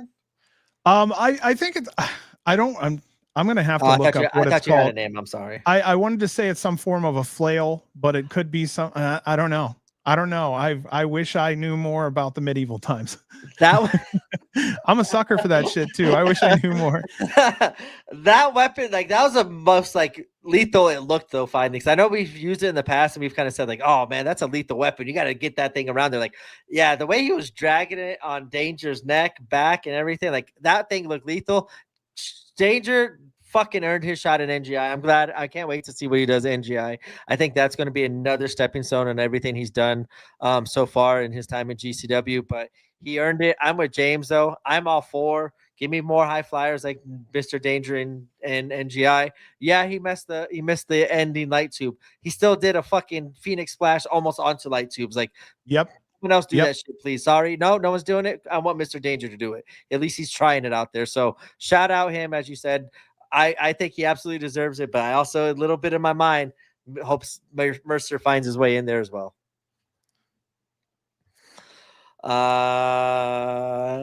Next match is the main event, as it is the 6-man tag match. Charles Mason, Slade, and Krule going against Vandal 48, Christian Napier, Otis, and Atticus Cogar. Vandal 48 out first. No matter what they do, fans still love them. Then the music hits. We hear Krule chants. Then we get Slade chants when they get to the ring. Then we get the root of all evil, Charles Mason. Vandal were attacked immediately, and the bell rings, bodies everywhere outside the ring. We had chairs, doors, trash cans, and lids, thumbtack bats, ladders, and a table. At one point, you could see Krule's arm and back covered in tacks that were stuck into his skin. Napier gets put on a table at one point. Mason goes up. Otis hits Slade. Atticus tries to stop Mason. Krule throws Atticus through a door. Otis picks up Krule and power bombs him. Mason comes off the top and hits a huge elbow. It didn't fully break the table, but the elbow was textbook perfect. Krule hit a huge tope, then hit with some form of powder. I think it was coming from a fire extinguisher. I'm not 100%. Finally, we get Atticus versus Mason. I know that was kind of what everybody was hoping for. They go one-on-one for a while. They were fighting over the skewers, but then all of a sudden, Mason did a little mind fuck and skewered himself. Otis then hits him with the chair. The skewers fly everywhere. Krule gets tasered. Napier goes through a door that was set up backwards with the gussets facing down. Krule pins Mason. And our winners here would be Charles Mason, Slade, and I'm sorry. That would have been funny if he pinned Napier. I had to Mason. go double take there. I'm like, wait, what? Did I miss something? Yeah, after this match, Otis immediately attacks Krule with a chair, Vandal trying to put down Krule. There were consistent chair shots, door shots, skewers stuck to his body and his head. Otis opens a casket that was rolled out by Napier, and he busts a huge stick with a huge bundle of tubes over Krule's head. They place his body in a casket, chain it shut, and they roll him out of the place. What were your thoughts on this match? Sorry, I misspoke there. He's paid Atticus, not Napier. I just said the first name that I saw. I knew it wasn't Mason. Man. No. You get what you pay for around here. Right? Yeah, it's nothing. Just kidding. Thank you, Kite. I loved it. For me, I wouldn't have done this casket thing too early. But it's perfect. It sets up the House of Horrors, blah, blah, blah. I would have loved it just destroy the terminal. Just these two teams literally destroy the terminal. Like there's no winner. Like we fade to black. Like there's just literally chaos. Everyone's out. Like I wanted this one to be kind of like the old like Shield versus the Wyatt family. Just complete chaos with the trios. No winner. Everyone wins. Chaos happened, and like I got a lot of chaos all over the terminal in this one. It was fun. It was awesome. Like give me more of it, please. And a lot more time too, and to have the violence going. Yeah, Krule. I kind of agree with you. I think Krule will be in the casket at House of Horrors. We do get Atticus versus Mason in a House of Horrors, a casket match at House of Horrors. But I loved it. This was fun. I wish they would have kind of not had Atticus and Mason interact as much. I would have kind of even teased that a little bit further to kind of have that big face off. I would have like right before they got together, you let Krule and Otis kind of cut them off and like, no, let the monsters go. Let the monsters deal with this already. So speaking of that, I was going to say, I would have booked the beginning of this as Mason sits back for a few minutes. Slade and Krule go to the ring. Slade fights, but Krule cleans house. This establishes that Mason is in control and Krule is a monster who can fight two men at once. That's how I would have booked that first couple minutes. Let Slade and Krule just clean house and let Mason just stand back there and enjoy the money that he paid to have this match won. Manny, I see. That's why I wouldn't have done it the first way. I would have kind of done some other dusty kind of finish to kind of have Atticus kind of get over there with Slade. I think that just would have made a little bit more sense and added some more vitriol and stuff. But I feel like a little bit of this is rushed too, and I don't like that. I feel like they rushed right to this match, and that's why Atticus and Slade did what it did. And I feel maybe that does kind of ruin the ending of this one if I would have did book that way. But even if so, no, like if it leads to like this warfare of Vandal 48, like and Mason's mercenary, I forgot the name they're calling him now. If it leads to like, hey, like no one needs to get the upper hand. It could be fought to draws, just dirty decisions, unclean matches. No one wins. They just brawl to the back, brawl to the fight. Like someone almost lights each other for like shit could happen in these feuds where you don't need a winner or loser in these individual matchups. So I just really wish this would have kind of gone on further and further here. And I don't think it is the end of it. And I hope it doesn't. I hope it leads to something further down the line. Otis versus Krule in LA would be very nice. That would be awesome for us. I don't know if you're muted or not now. No, okay, sorry. Not anymore. Look at that. Mason was carried out with concussion fears. He explained it on Twitter. Oh, I didn't see that. I'm behind there. They're called the Unholy Trinity. There we go. There, I couldn't remember the name. What happened to CZW? Who the fuck knows? They're still around. Go check them out somewhere. Yeah, they are still around. I will say though, I used to like a lot of their old stuff, the cage matches and things like that, because the one thing that you would see in CZW back in the day, especially, was they knew how to tell a story. It wasn't just spots, but there was a lot of storytelling. And I feel that overall, a lot of that is still missed in GCW and other independents today.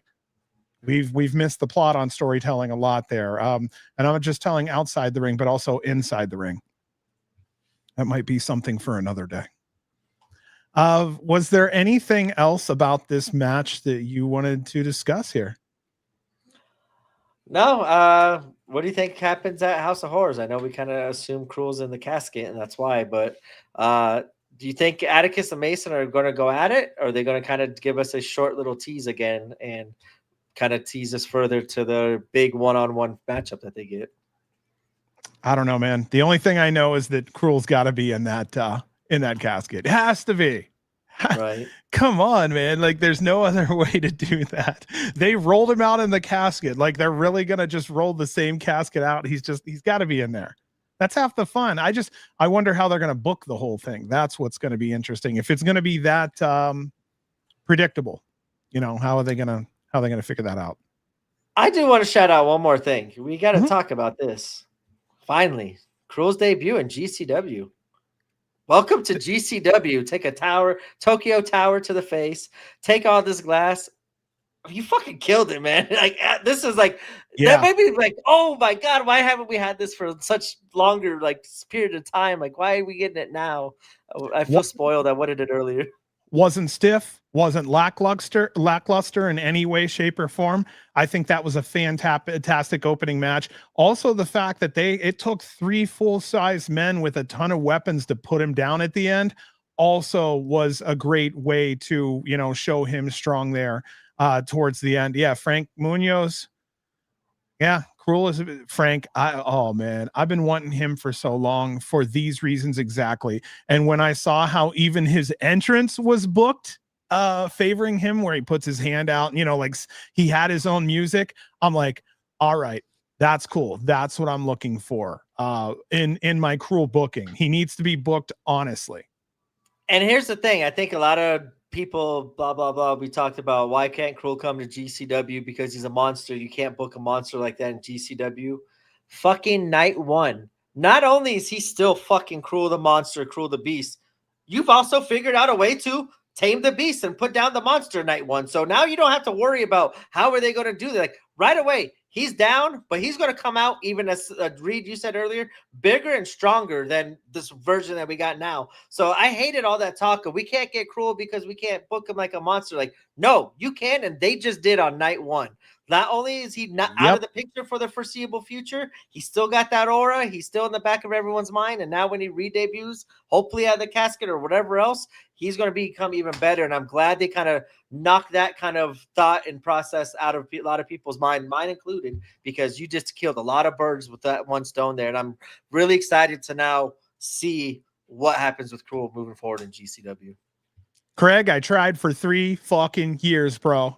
Everybody that's been listening for 3 years have been listening to me whine about how Krule is overlooked at GCW. And if it's booked properly, we have a legit monster on our hands that could really spice up our card if booked properly. And here we are, where it looks like Brett really did kind of, put him in there a little better. Also the fans, chanting his name kind of help. Brett even said that the pop he got in LA when he came out from the crowd and fans are just straight up chanting Krule, Krule, Krule. He had no idea. We did. We watch all this other wrestling. We know, because we've watched for so many decades, what a good wrestler could be, what's possible. We saw a lot of possibility in him. His height, his like the whole thing, the look is unique and no one else has it.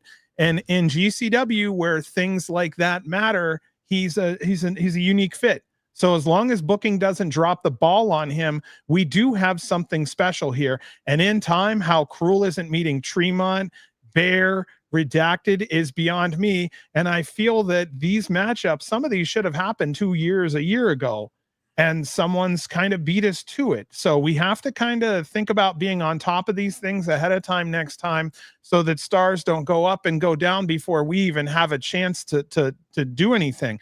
I don't know what the break was on that, but finally someone pushed the gas, and I feel like the fans are over the moon on him.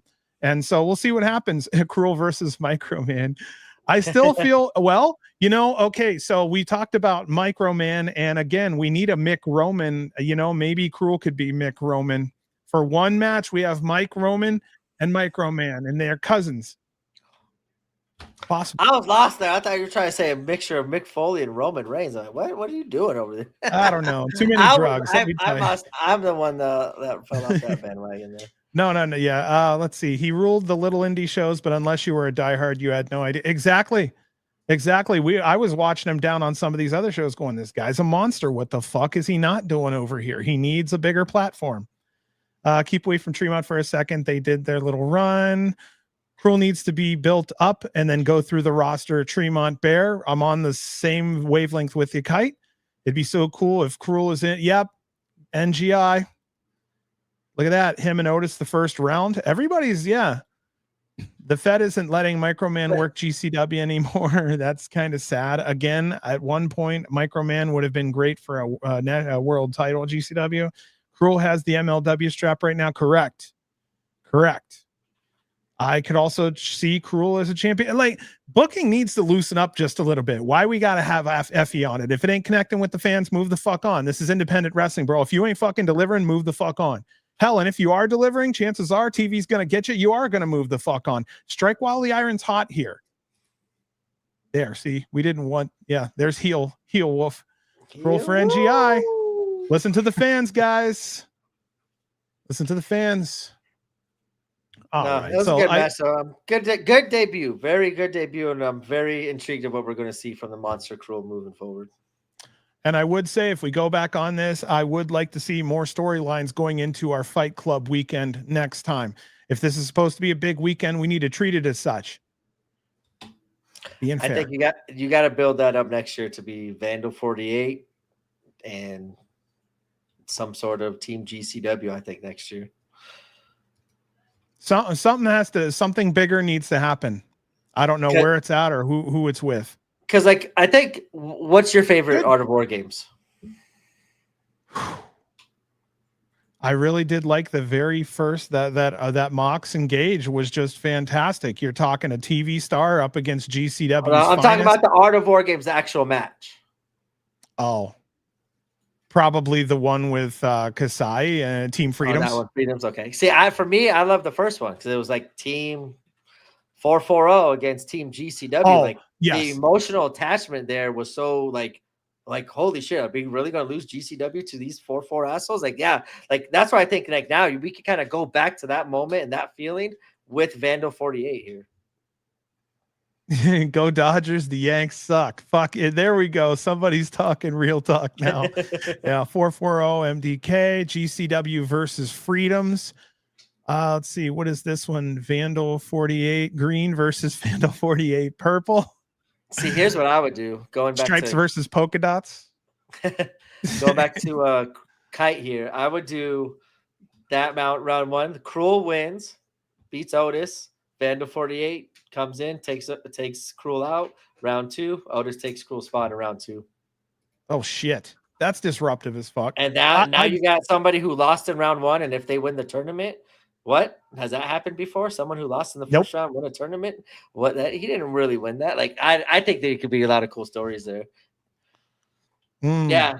I mean, I just feel like that for me, I was so emotionally invested into that match. And as you said, the main event that happened that night, like all the craziness that happened, was no real wrestling after the Art of War games. Just bullshit title change, bullshit title change, bullshit title change. Like, it was fun though. Like, that was one of the funnest nights to be a GCW fan, was Art of War games. Moxie was underneath there. Like, no, Cardona versus Frank the Clown. Like, who went? Like, that was a really cool moment. So, yeah, I would go back to those kind of feelings there. Anytime. Right? Yeah, anytime. Yeah, that scramble ladder match was crazy too. Ninja Mac and I don't want to say Mini, the other guy we used to call oh my god. I don't want to say the other name that we used to call him. He was Mini Michael E, but I don't want to say that name. The little muscle guy. I couldn't tell you. I can't remember. No, not Dante Leon. He had like he did the cool spot on the ladder. Like, he was a muscle guy. Like, I forgot. Dante Leon, though, Ninja Mac stole that show. stole that match. Man, oh man. Yeah, I think it was a fairly good weekend, but imagine if more thought was put into booking and, the card and making things a little more cohesive storyline wise to where everything mattered for a reason. Everything had more reason. And I know it's just the indies, but let's expect better. Over and over. Let's just expect better, because where GCW was 3 years ago when you and I first started getting on shit to where GCW is now, a lot of those ideas have been implemented and a lot of really good upgrades have come along the way. So I don't know.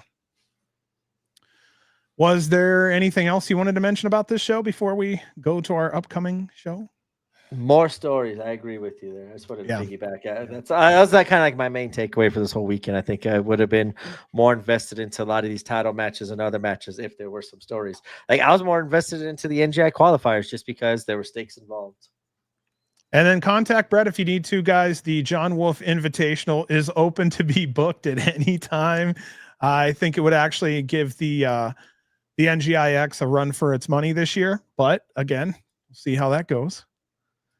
All right. So yeah, our upcoming shows: Friday, October 24th, GCW's House of Horrors from Water Street Music Hall in Rochester, New York. This will be live on Triller TV Plus at 8 p.m. Eastern, 5 p.m. Pacific. Joshua Bishop returns to GCW. That's something that just came up. Now, wasn't he in the recently announced match? What was the recently announced match tonight? Joshua Bishop and who else? Tremont. Oh my God. Okay. I'll take that for sure. Casket match, Atticus Cogar versus Charles Mason. We're going to be looking at that. Now, unannounced, but we still have coming up the Lumberjack-O-Lantern match. Be curious to see what's going on there. The Trick or Treat Street Fight. That sounds totally GCW. And then finally, the Scareway to Hell. Wide open, man. I don't know what's going on, what's happening there, but it's exciting. I always wanted more of a GCW Halloween themed show, and we are going to get that. So yeah, Friday, October 24th. Look forward to that. And again, it's a Friday night show, not a Saturday night show. So yeah, that's what we have to look forward to. That is a week and a half away, and fingers crossed we have a good one. I found the name I was looking for. What's that? Jake Lander. He's like that little muscle mini guy. Like he had a cool spot, like climbing on the ladder. I think it was with Shane Mercer, and like Mercer's like, "Wait, I'm twice your size, bro. Like, what are you doing? Like, I'm the big muscle guy here." No, that was those were the good old days of the Art of War Games matches. We need to bring back that ladder match for sure. So, who do you think will be added to the NGI? I got some names off the top of my head. I'd like to see Redacted, Bear. I think they deserve to go in. Bear's in it though, right? Bear and Drew are in it. Yeah. Tremont, that's 4. I don't know. Yeah, that's what it was. The milk crates. Like I said, I liked my list. I'd have to go back to my list, but yeah, my list had Big F and Joe. It had Sam Stackhouse. Again, I don't know if Nick can do 4 straight matches in a night, but I had Nick Gage just doing something. Even if he just put over Sicko for a match. Yeah. What's up? I'd put in the Pillars. Why not? Nick Gage, like for one night, one match, like yeah, he could be like the little, like the red, like the false flag, like oh, then Nick Gage and NJ, he's gonna go far. First round, loses some like little Sicko and put someone over. Like holy shit, what that would do for little Sicko. Look at this. I saw that one. That was intriguing. If Sawyer Rhett comes back, I am all for it. Same. That would be cool. My flash before my eye. Get Tremont's kids in the NGI. I'm guessing some of the trainees. Oh yeah, maybe. Oh no, Sicko's not doing GCW. Okay, I guess not. Well. Now we know. Informed. Well, yeah, no, yeah. Well, who knows? Lou Nixon and NGI. Does Lou Nixon do that kind of stuff? I think people are more into him than they are I don't think his style fits here. I don't know. There you go. Right off the finalist and bring Gage in as a surprise final. like in Mortal Kombat, where it's just right at the top of the mountain. You just have Shang Tsung. No. How long would Cardona last in an NGI? I don't. Well, that's up to Cardona, but I don't know if he'd want to do more than one death match ever again. Period, unless necessary. He could do what RSP did in that tournament. Didn't RSP kind of do something similar? Like what the first 2-3 matches in a deathmatch tournament without getting cut up or avoiding it to kind of say fuck you kind of thing. Like I thought that was pretty cool. I could see that kind of happening for Cardona. Lou does death. My bad. There we go. Hey, Havoc, get out of here, Havoc. I'm retired. I'm done. Yeah, Reed was talking about the H2O graduates were the ones for Traymon's kids. Havoc, TJ says he wants you in the NGI. I'm about to hit a milestone this week. I'm good. I don't need no more. I'm retired. I don't know if too many people want the North Korean assassin in NGI. There was someone upset about that at the 4th of July show. It wasn't too thrilled. Like, all right, real fast. Before we get off here. Did you see the shit on American Giant? So what's going on with that? Did he see an old post and think he's booked? I saw the last year's post thinking he's coming on, and like someone's like, did someone tell him? And Brett's like, oh fuck. Oh my god. Now like he's got to show up now just to be like, oh hey, like I thought I was out here, kind of like a Ron Killings, American Giant pulling R-Truth, like, oh, I thought I was supposed to be here. What happened? Where's the Scramble at? And then like Adam Fournier can come out and beat him up right there. Oh man, there we go. Easy heat. Yeah, so he's like, hey, I'm booked. I mean, wouldn't you know you're booked by getting a hold of the promoter in some way? Like there would be a message, an email, a phone call, or something. He's like, well, that killed me. I'm sorry, man. I'm still crying even after that. I had tears seeing that out loud. I'm just seeing Brett go like, oh no, like not this. Yeah, son of a bitch. Like it's another headache on his fucking plate. Exactly. Not another one. Yeah, it's just like Gail Kim getting up his ass. I was like, you really didn't have that one on the bingo card, did you? But right. Yeah, and now he wakes up to the American Giant, thinks he's fucking booked. Dude, life on the indie scene is fucking wild for 100 different reasons. Yeah, that one had me in tears though. That was fun. Yeah, he could just be shooting his shot. He's like, "Fuck yeah, I'm booked, guys." Like, right? That's like an easy way to get booked. Like, oh, I'm not booked here. Let's get an easy payday. I'm booked. You see, you said it. It's in writing. He's like, "Who wants a classic American style beatdown?" I'm like, "What?" Oh, it's funny though. I love it. Oh my goodness. Oh, here we go. I see the Mason tweet right now. So concussion, huh? Took a shot to the head. The officials would not let me continue. Interesting. Do you think that's a work? I don't know. Yeah, he says by the time I was cleared, Krule was already gone. So yeah, it could be. It could be a safe way to save him. Yeah. I don't hate it. Oh my goodness. Yeah. Well, anyway, let's just see. Was there anything else you want to talk about before we wrapped it up tonight? I don't want to. No. Just want to shout out JCW again. Real great job of ending this feud and stepping up and giving us a good Art of War Games match to talk about. No offense to last year. I enjoyed talking this year's instead of last year's. Last year's we hated reviewing that show. Shut the fuck up. Mason's outside of your front door. I thought I heard a shut up. Yep. I'd be out. I'd be gone. You just see like, see ya. No. No. We hated reviewing last year's Art of War Game show for obvious reasons. But for me, I did leave this one saying kudos to JCW. Thank you for stepping up and big one. The one last shout out, Beastman, Flying Ryan. You guys killed it. Keep on going. And I left happier than I thought I was going to be leaving Art of War Games this weekend.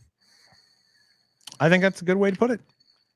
I don't know. We'll see. When are we going to get an episode of History of GCW? We don't know. This has been one of those situations where we have just been waiting. I feel I want to change the format on it a little bit, but I have to figure that out. It's been a while. It's been a long while. Craig says, till next time. Later. Hey, Reed, if it got me off his little shit list, yeah, whatever wine he wants. I don't know if it's fancy enough. I got the box wine for him. I don't know if he'll take it or not. And I've got the setup. We could actually have him on the couch over here. We could just have a conversation right on the couch, set up the camera, talk.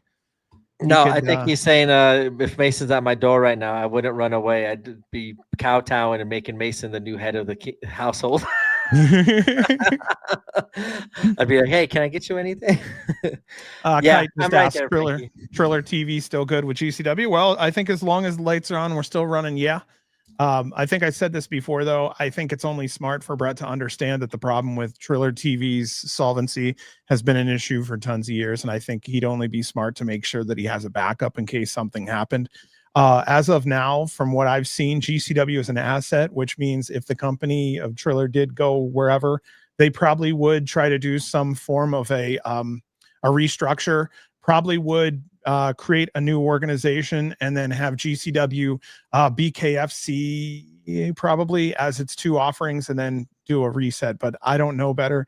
I haven't even followed its followings lately to see if it filed the appropriate FTC filings, but I don't know more than that. I don't know much about the business side of that. I just know what I've kind of heard or seen, but yeah. I saw the spot where Mason got loopy. It was that chair shot to the back of the head, and that one piece hit him right in the lower end of the head. And Otis. It was when it too high, too Otis. low? Too high, too low? Too low. The top of the chair kind of came back on the neck, but hit the lower end of his head, and you could tell that's where it hit him right there. Oh, geez. We kind of talked about this. I think the episode you were gone or something. One new one is the YouTube subscribers. I could see him doing YouTube subscribers and putting shows on here and getting money that way instead of going through Fight TV. If anything were Triller TV, if anything were to happen, I think that's a new cool option here for YouTube fans and good option for. Seems like other wrestling companies are kind of doing that as well. So that's always an option. And yeah, he always has backup plans for sure. Yeah, we probably are on the backup plan. We are the backup plan. Oh man. Well, I want to say that I'm very sorry to hear about Charles Mason's concussion there or possible concussion. It's all fun and games till something like that happens, and we never want to see that. He's a family man, a father. The last thing we want to see is someone get some form of a head or brain injury. So please heal up, take care of yourself, buddy. We love you. We want to see you, just like all the other performers here, succeed, and we want to see you do that in a healthy fashion. So far away from me. And far away from you. All right. Well, yeah. You want me to just kind of wrap this up and we'll do it for the night? Yeah, we did it 3 hours. Who knew we had 3 hours out of these two nights? I really thought this was going to be a shorter show. I thought this was going to be a 2-hour show too. Yeah. Hey, when you're having fun, and chat's fucking rolling. Stopping in. Yeah, chat was on fire tonight. Thank you all so much. I think we spent most of the night talking with chat than doing our own notes, which was awesome. No, let's do 4 hours. Let's not today at least. That's what I said. I'm about to say it. I had it earlier. Yes, I had it saved earlier. Someone had a good idea. We need, instead of sponsored by GCW merch, we need to sponsor by Game Changer World. A little graphic there for the split screens. That would be cool. There's WWE Sucks. We ain't seen you much tonight, buddy. Good to see you. Let's do fucking 4 hours. Let's go. Let's take another 3-minute cookie break and come back with more. Oh no! Hey, no, shout out. I'm just gonna be serious though. I don't know if other podcasts are doing it like us. I hope there are more, but I hope people see, dude, like this is just a kickback with some friends doing our thing. You know what I mean? So I hope people, I hope people appreciate it. We love you guys a lot. And I'm happy to see poor Bruno came back. Yeah, that scared me. I was trying to figure out what the hell. Like I said, like I'm looking at the chat, it just disappeared. I'm like, did you just delete the chat? And then all of a sudden he popped up. So no, we're all good here. We got you, William, and there you go, Kev. We're good to go here. So thank you guys all so much. And yeah, big shout out Beastman, Ryan for being in here, Frankie from LA, Crow, Crazy Clown, Screwball, Frank, everybody, Kev's Bootlegs, Kite. Who else we got in here? Oh my everybody, gosh. Thank you all so much. Exactly. I don't think there's ZMZO. I don't know. Patrick Scroggins, good to see you. Aaron Coulter. B was aiming for me. Bruno got in the way. All right. Yep. All right, guys. Oh, TJ said it. Havoc's gonna do it. We got the John Wolf Invitational. It's on its way eventually. We'll try to push that one, but let me tell you guys, I like my booking there. I really would have liked to have seen that tournament get set up. Yeah, Clown, I think this is a great way to put it. Have a great night, everyone. So again, please like and subscribe if you haven't already. Hit the bell if you want notified when we go live next time. Please leave a comment. It's free. It helps our algorithm, and also super chats are available if you want to donate. You can find our little Twitter handles there below. Please contact us at any time. If you have anything negative or nasty to say, please send all of that to b@gcw. Yeah, but as always, we love you guys. Thank you so much for choosing to spend your time with us tonight. We will be seeing you next week. Let's send them out. Be long live G C W. Have a great night, guys. Love y'all.